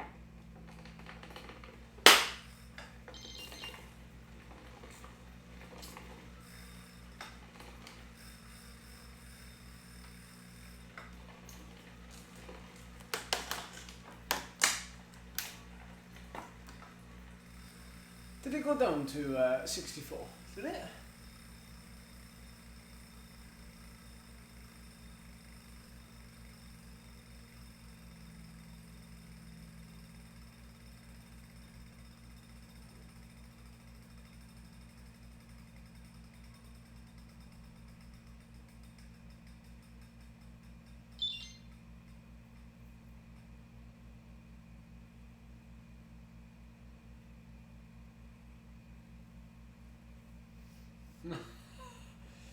It probably doesn't record properly when I'm that far away. That's all it is.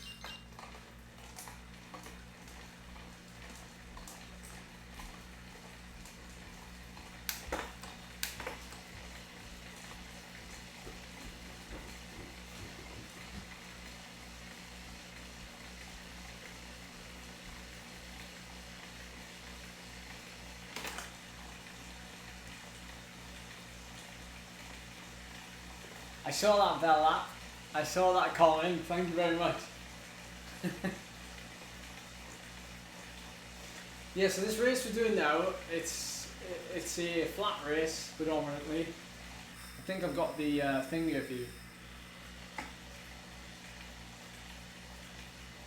So alright, I'll just join.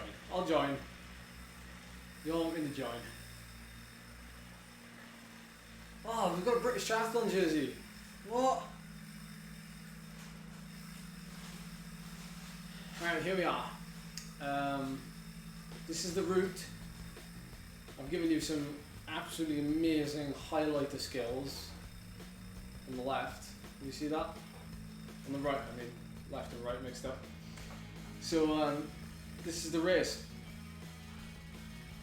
It's a handicap race, which I really enjoy. I really enjoy handicap races because it adds suspense.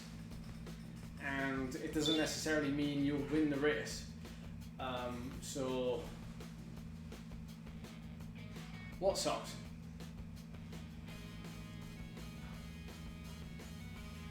Yeah, it's a great use of my highlighter. It basically looks like an even bigger climb now than it is. So, so voila. That is Keith Hill. It's yeah, don't really know what else to say about it, really.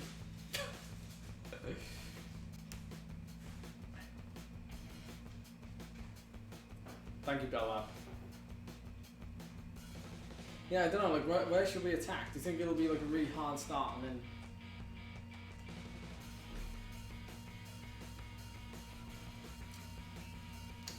then... Steve left.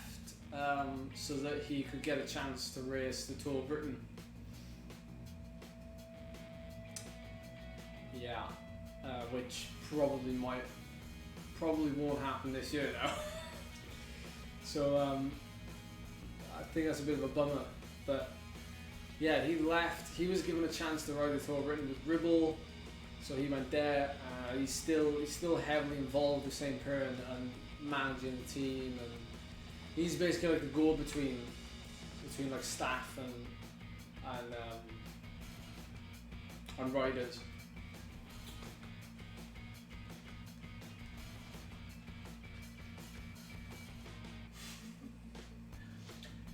What time do you want me to put the Garmin in? No, yeah, I'll be off like before 5. Yeah. What? Have you been watching the stream? Good. Don't watch the stream. Have you been talking about me? No.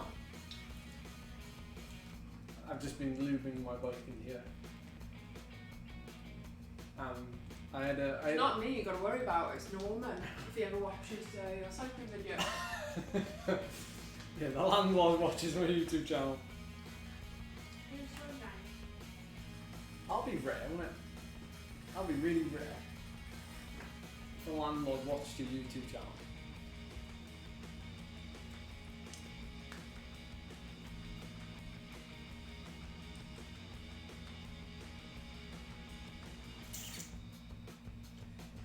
Wasn't it made clear, Dad? I'm sure it was made clear somewhere. So that people would know.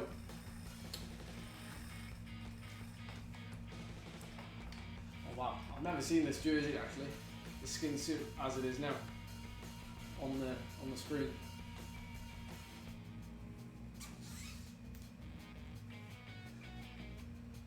Oh, so proud of it. So proud. Sorry. That's my moment. Back to reality in a minute. Grab a banana, I think.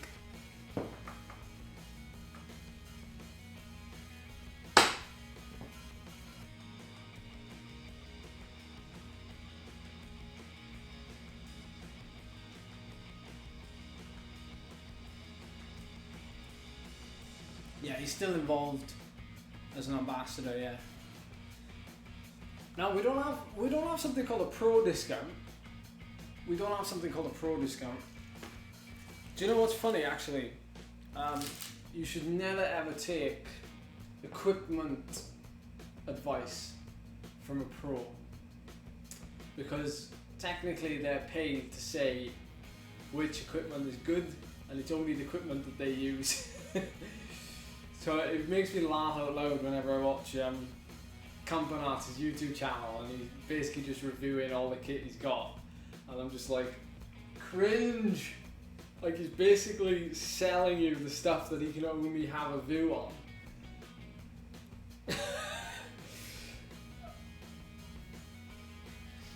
The problem is, if he goes off topic and he reviews something that's actually good but it's got nothing to do with his team, he'll get a load of abuse for it.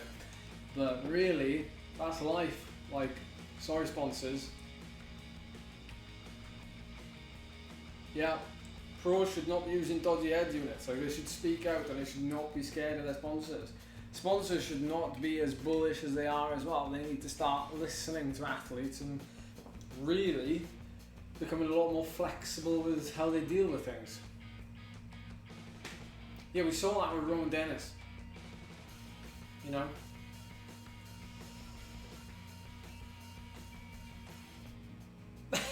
Tag Victor Campanat in it, quick. Well, I'm not saying you have to vote for it, I'm just saying that, you know, you're reviewing something that technically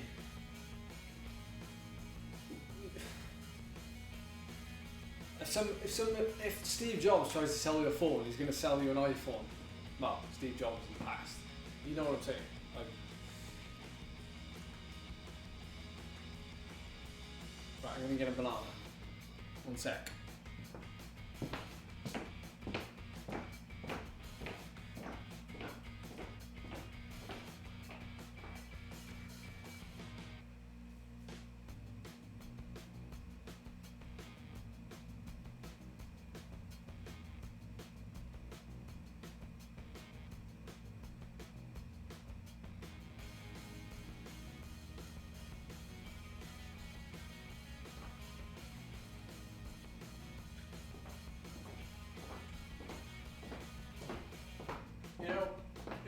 I haven't got a problem with like us or pros trying to sell you things like, you know, like, oh, buy this Wahoo Headwind, it's amazing. You know, I've got no problems with that. But I just want you to know that we're saying it because we're obligated to say it. You know, we're not saying it because we absolutely love it. The thing is, I really do absolutely love the Wahoo Kickr and the Headwind, so I will tell you that. But like, do you know what I mean? Lewis is in the chat as well, and I absolutely love Light Lock. I'm not saying that, I'm genuinely saying it. What's Chris streaming? Yes, I listened to Pritch and Cam's podcast.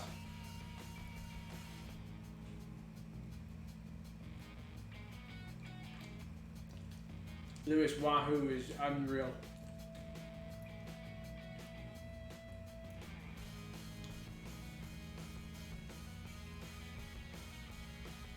Two laps for Toby Hilly. Has it started yet?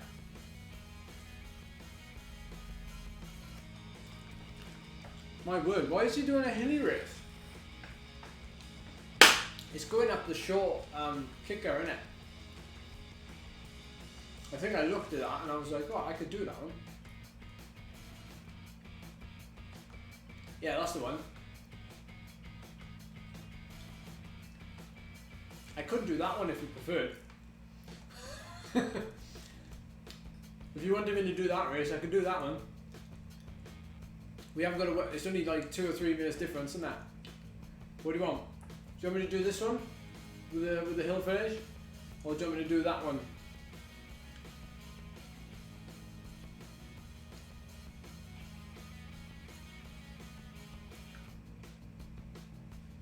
The people are speaking.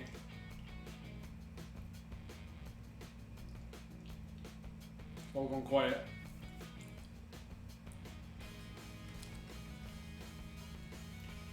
Do this race.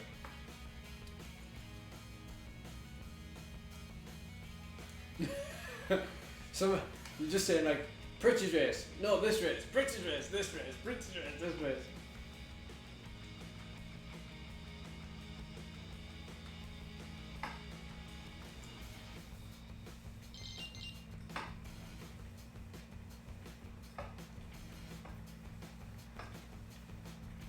The thing is, this one is a hilly one, isn't it? There's a hill finish.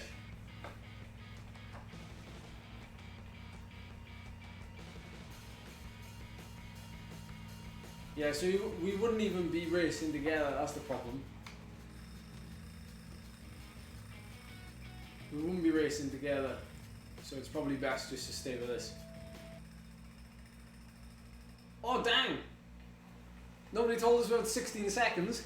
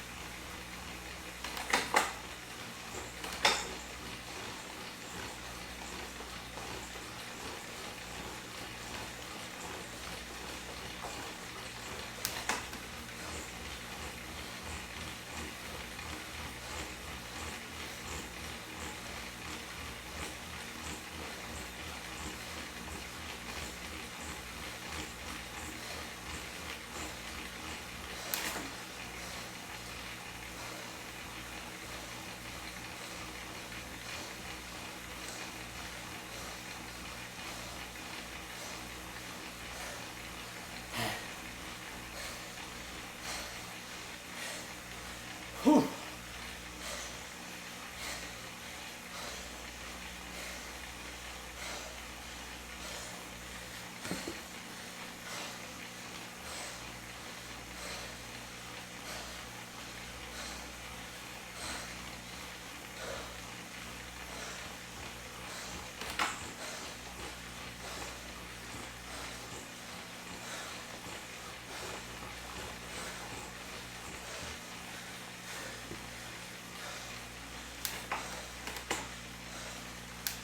Whew.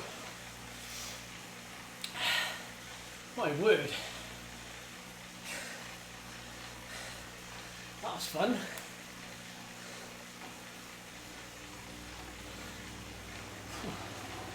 Oh, fun. Whew.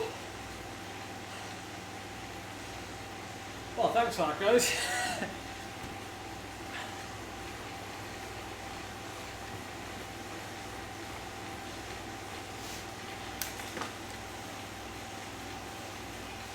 And we can't see what power everybody's doing now.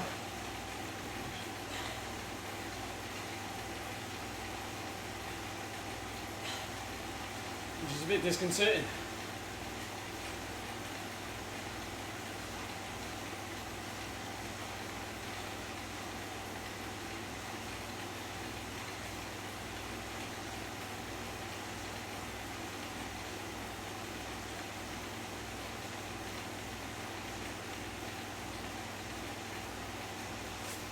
Because we can't see the leaderboard, you guys have to have a look on Zwift power. So I know what roughly average power we're doing.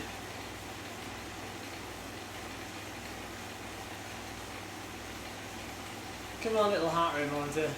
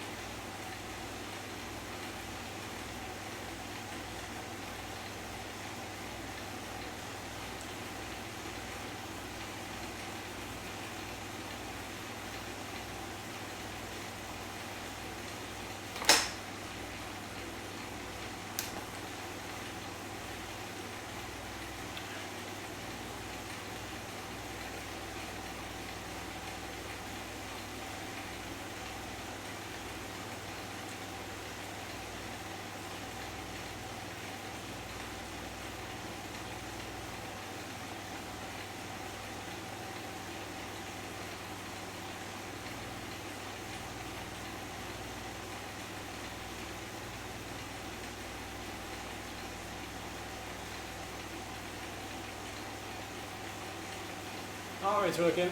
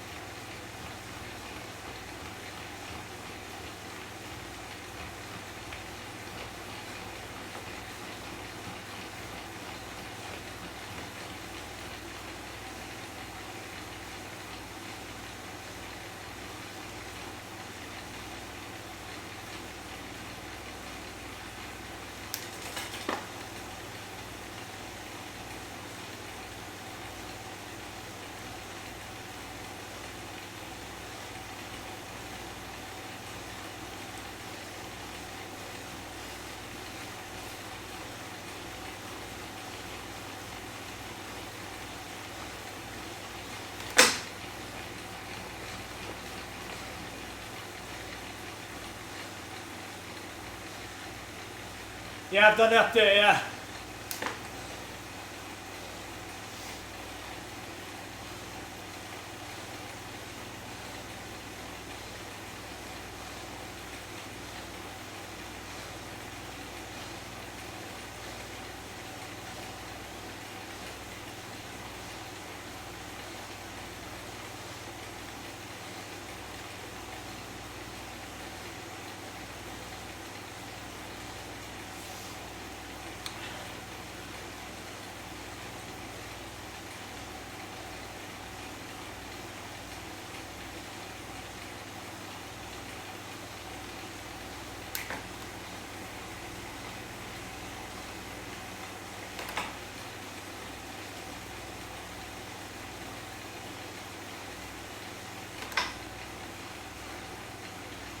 Hi, Matt.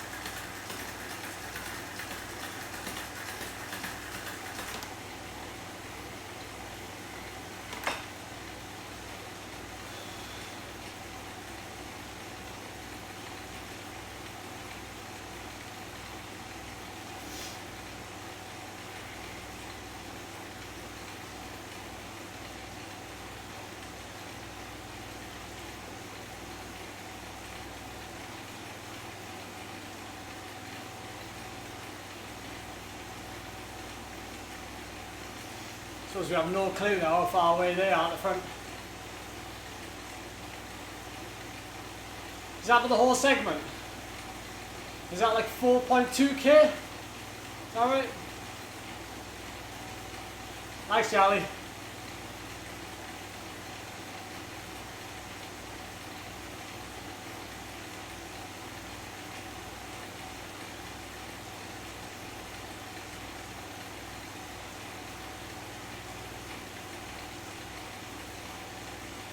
$4K roughly. That's pretty quick, isn't it? 8 minutes.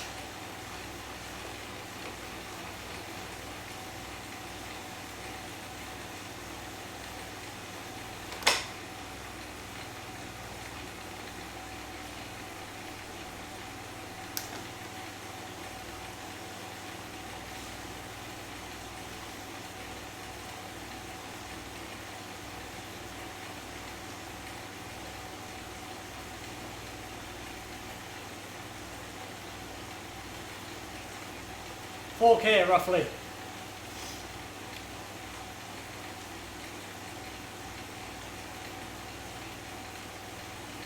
How's Pritch getting on?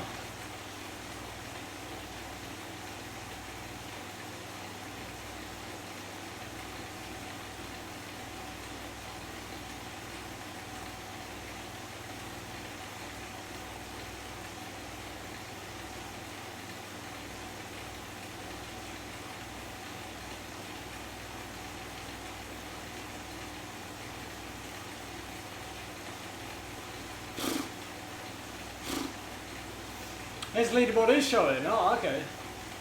It's interesting.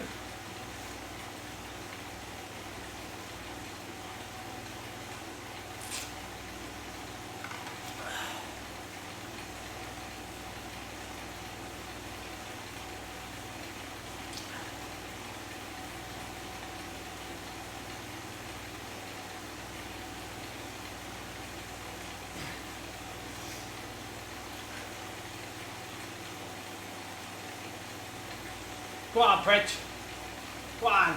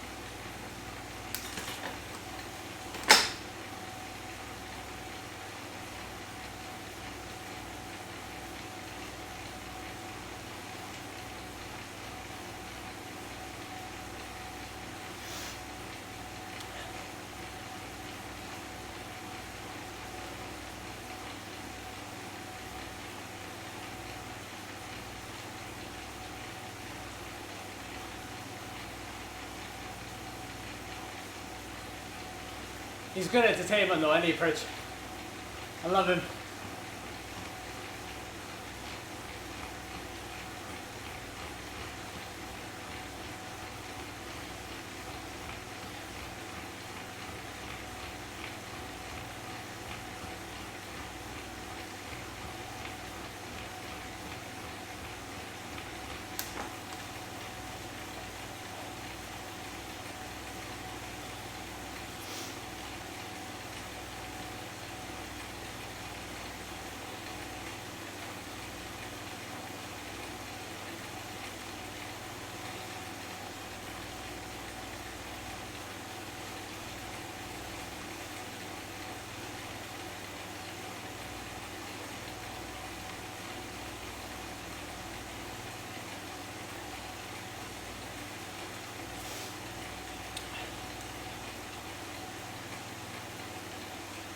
Very good track rider, wasn't he? Very good rider.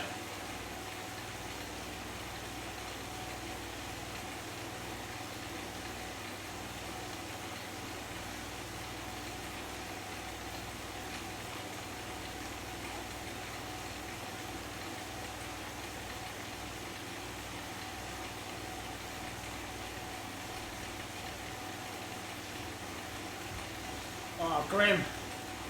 Stop it. Run! Run!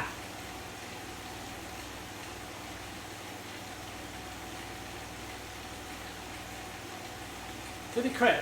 No. He should have done this race. This would have been great for him.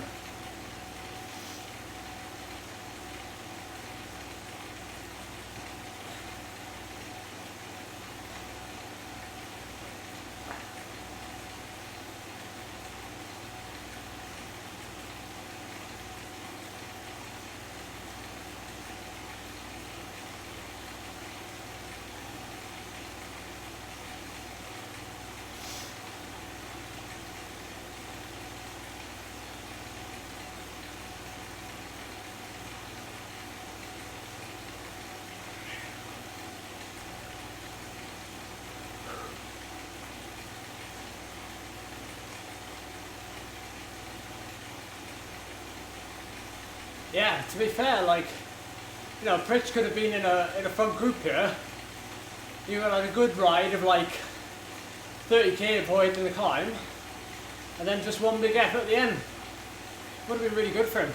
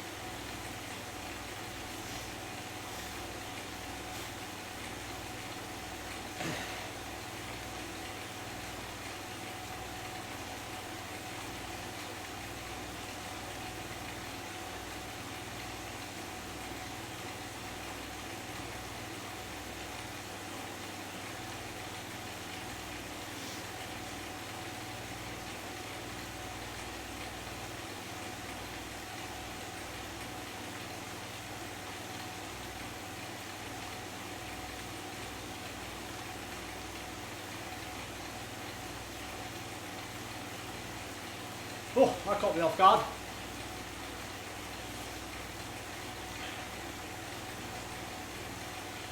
We all get our meltdowns.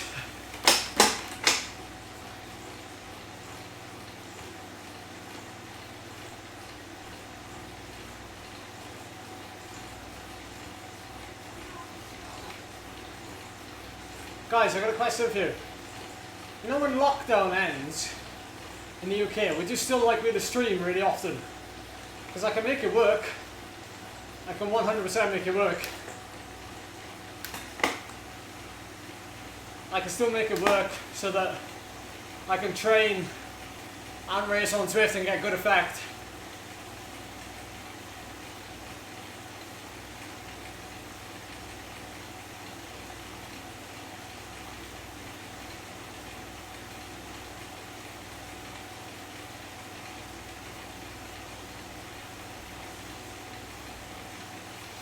Don't worry, I know how to balance it, I know how to balance it.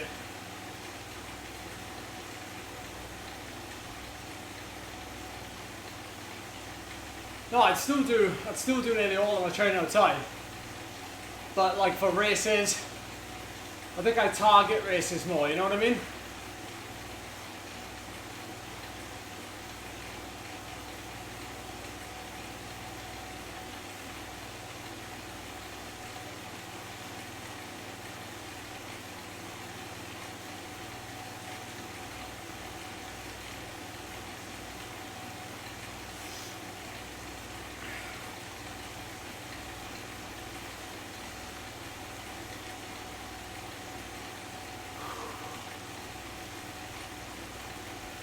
Thank you everyone, thank you.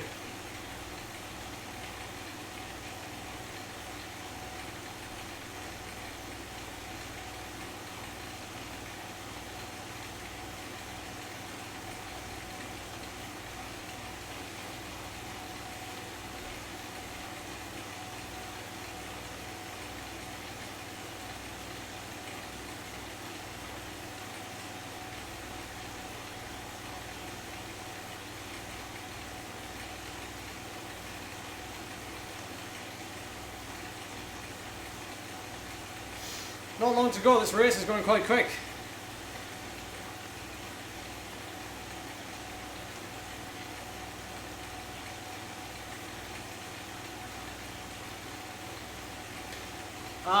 No idea. Yeah, but he does.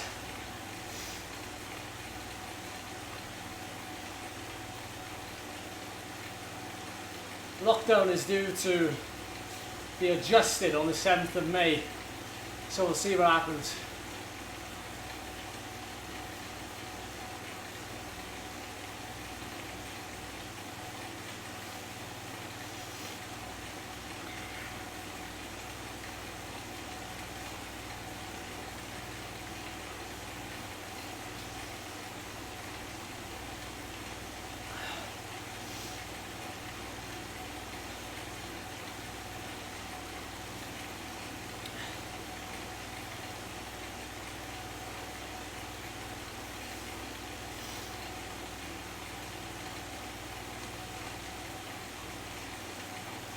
Definitely, Matt.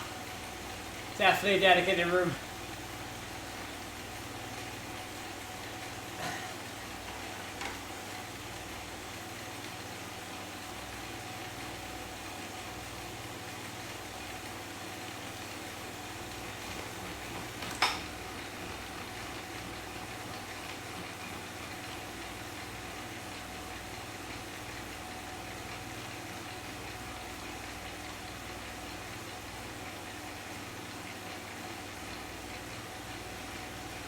Definitely does, definitely.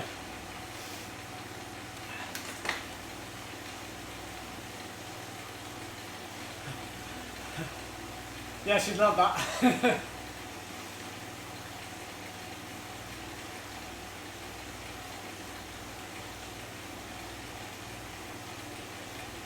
Oh, we've got the graph back. The leaderboard.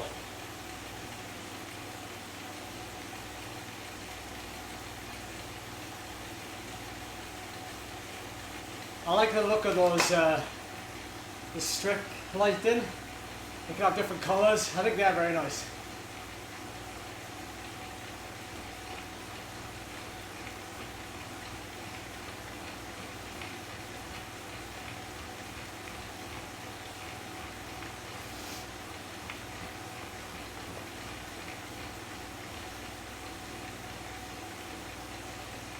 Thank you, Daz. It's been great to meet you.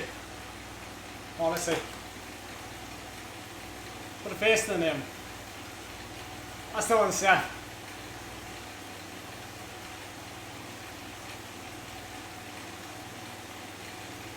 think I'll keep this aero. I'll use it on the climb.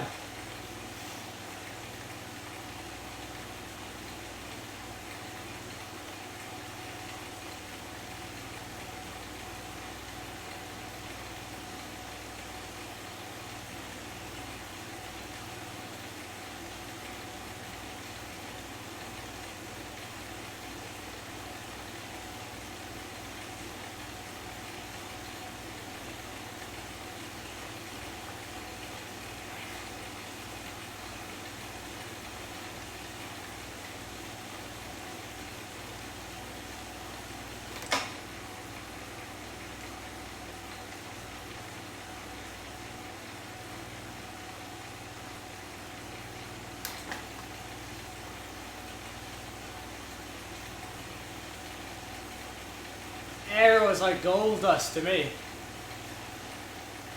I'm not so bothered about a feather. Definitely does. You can count on it.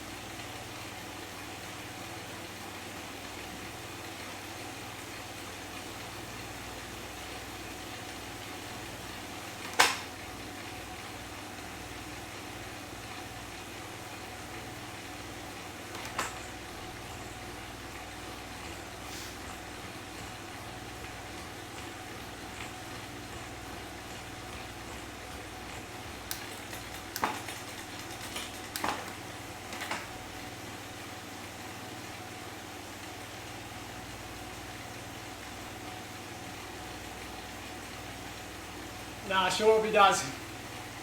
We'll be back down west after this, so she won't be doing stuff at the uni.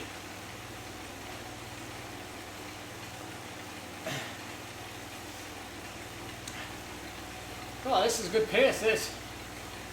Like doing 4.5 all the time, really.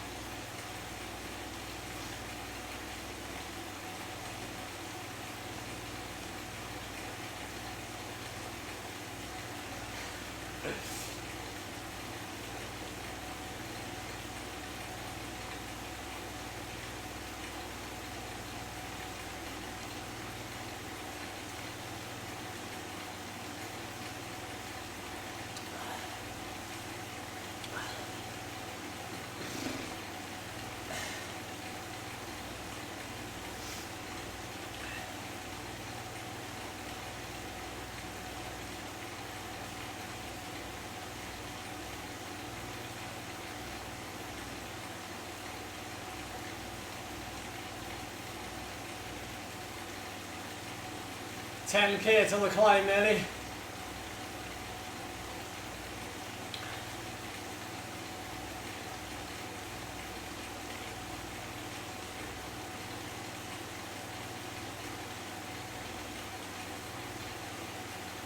That's right, Dad.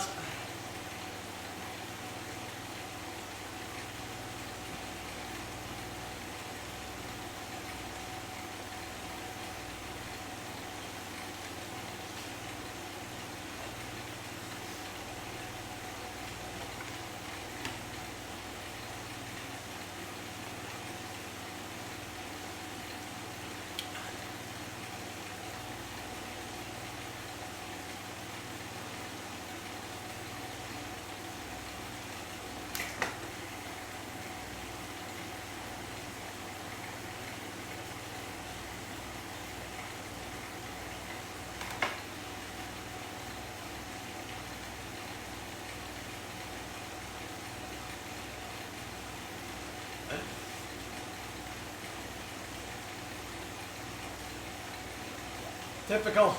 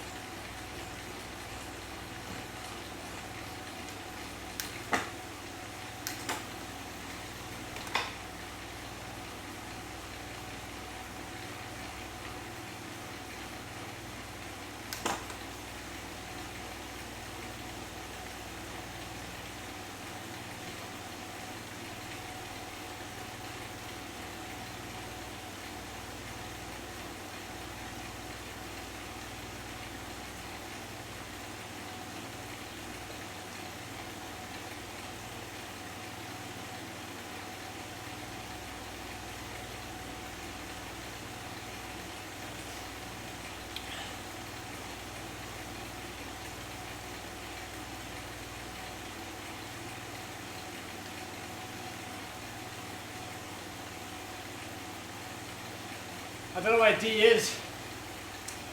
Don't know how far ahead they are. because the race is so flat, I think it's unlikely that we will. The difference in speed is probably not a lot. On the climb it is, but I won't make up 12 minutes on the climb.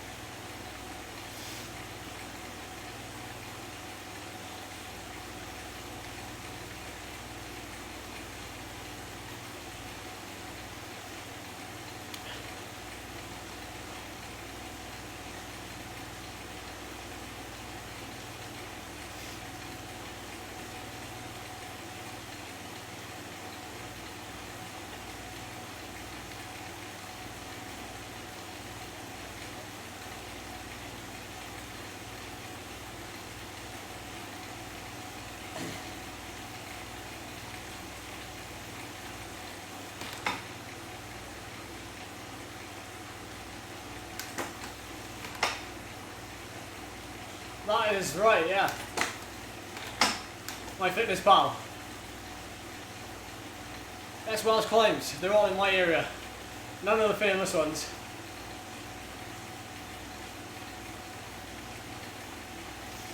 Well, I was thinking of trying to go as hard as I can from the bottom, but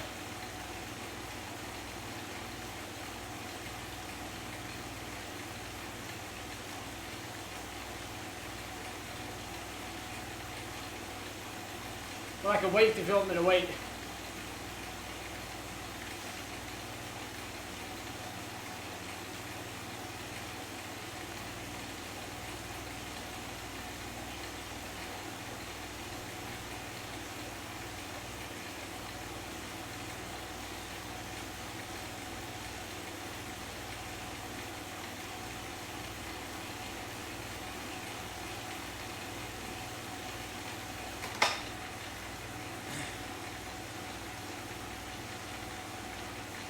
I have to think about like that front group, so we will need to try and catch them.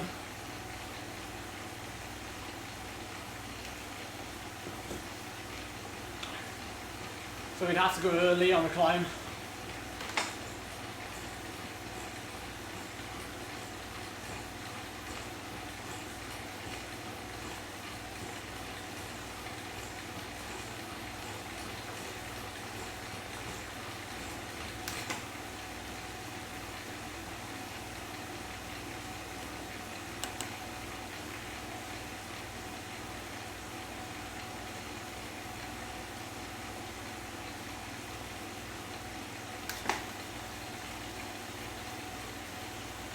Okay, understood.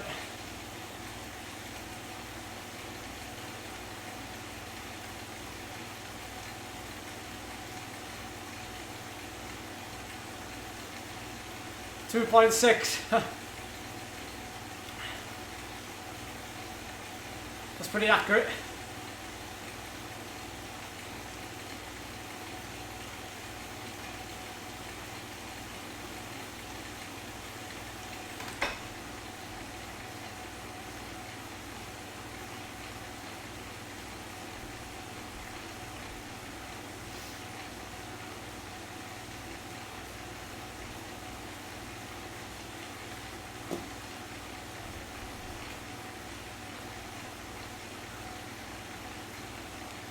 I've got the arrow, I suppose I could use that, couldn't I?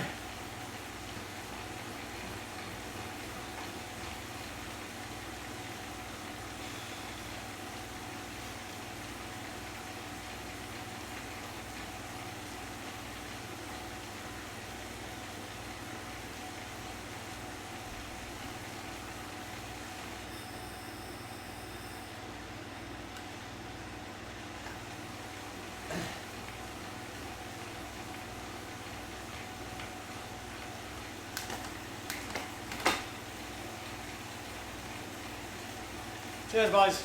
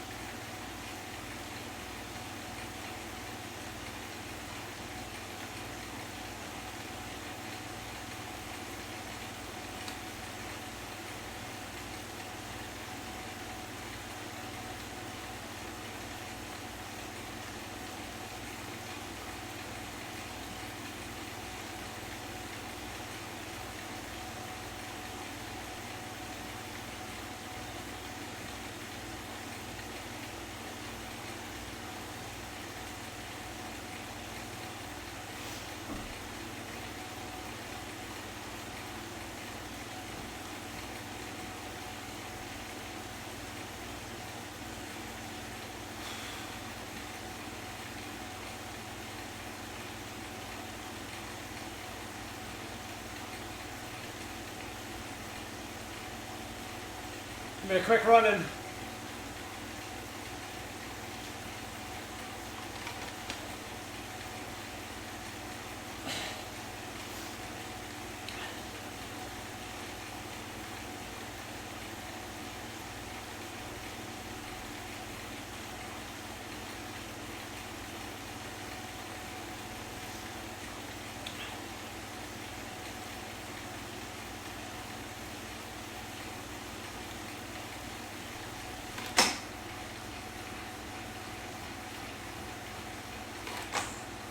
So what are you doing, Dad?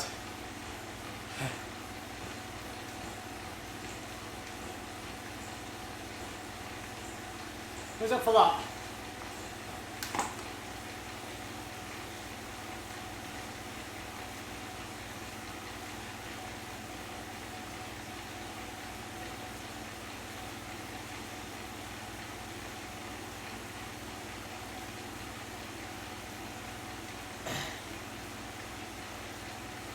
Yeah, we know Massa.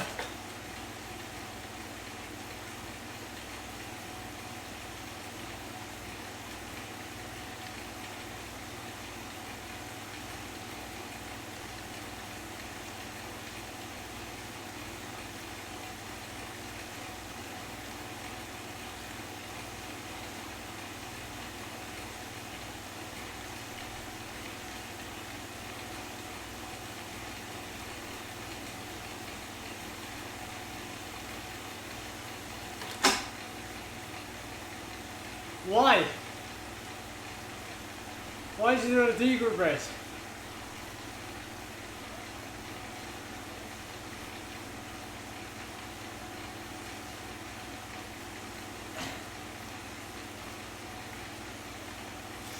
Alright, thanks guys. Thanks for the feedback. Experiment.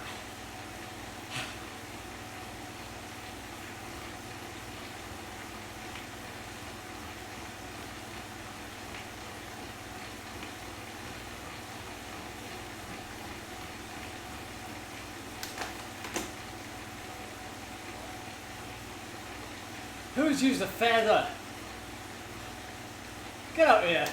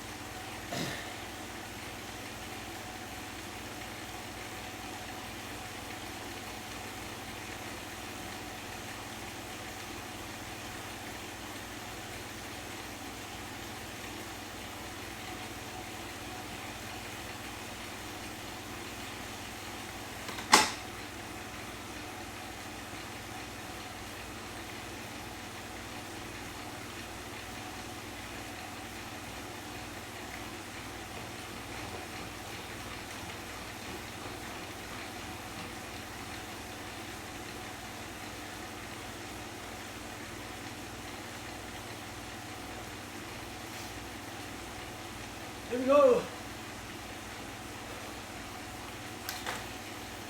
Sting on the tail.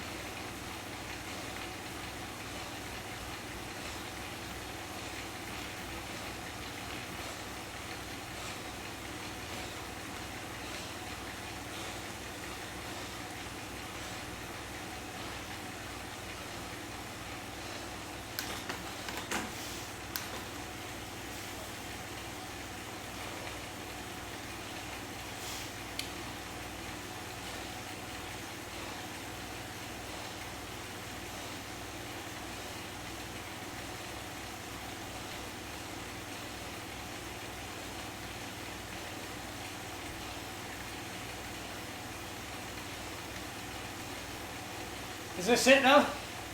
Is it climb? Or does it go flat again?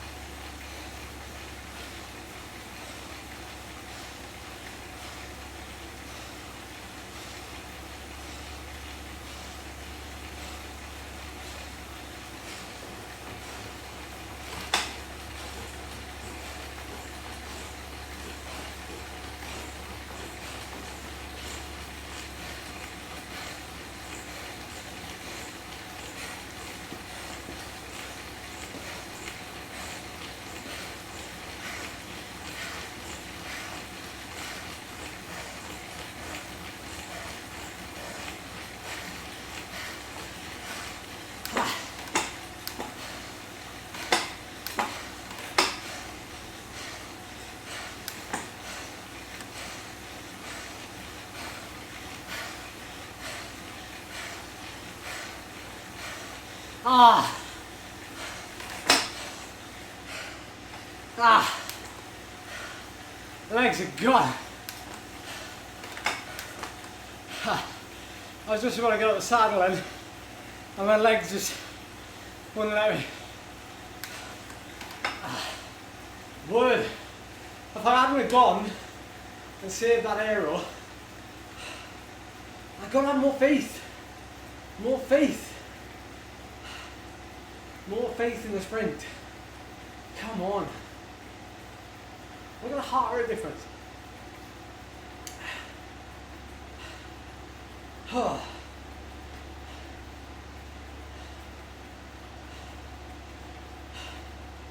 There, Gav, it's a terrible execution unless we go up a massive hill.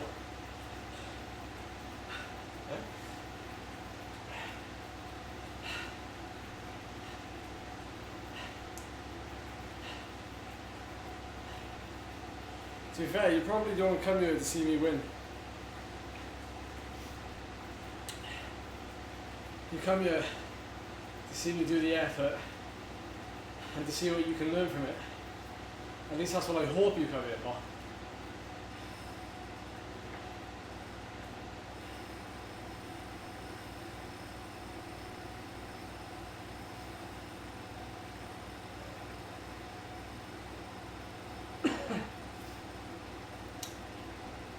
Yeah, you like seeing me suffer. Okay, graph time. Graph time.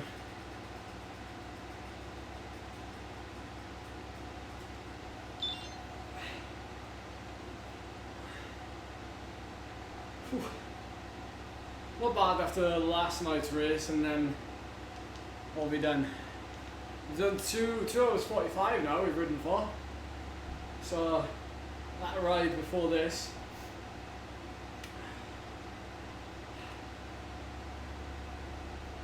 Graph time. Okay.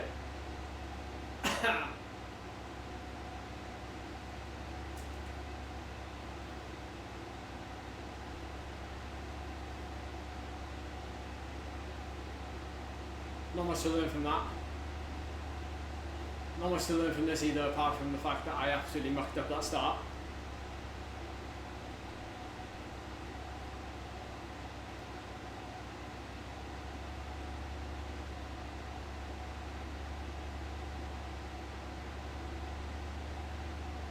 God, it's completely out of whack. That's showing the ride before this race. Completely out of whack.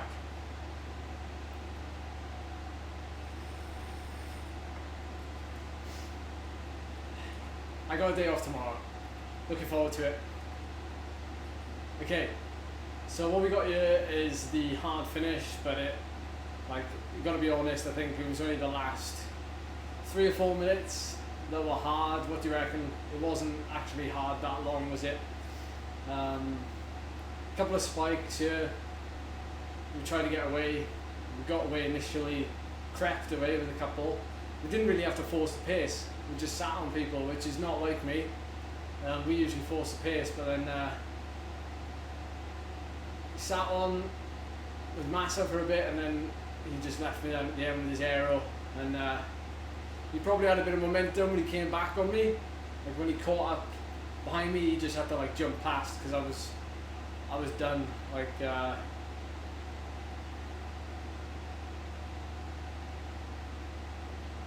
not much to learn from that one. Not much to learn from it.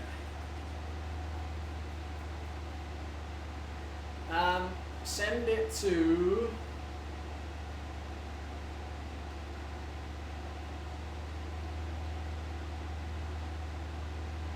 Red Larak at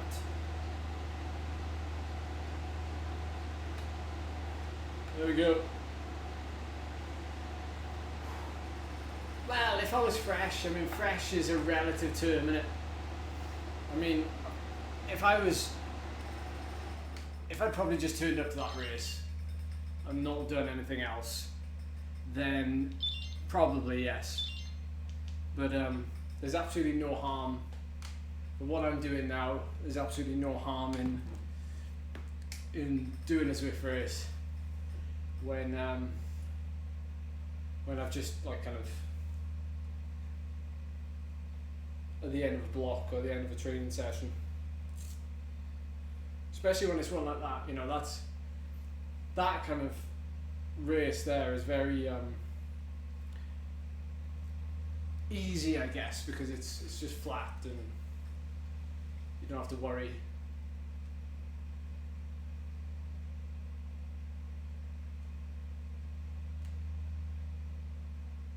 You don't have to worry about things, so yeah, I do record it on the Bolt because I want to see, like, especially if I'm jumping from multiple events or multiple races, I want to see how I'm doing for time, how I'm doing for TSS, and you know, what kind of numbers I've hit along the way, and I also like to know how many how much work I've done, like how many calories I've burnt.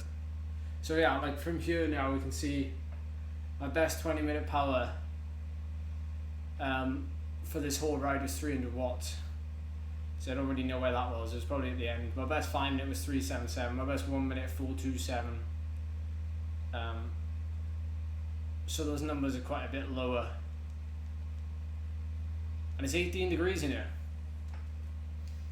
So yeah, I will enjoy my rest day tomorrow.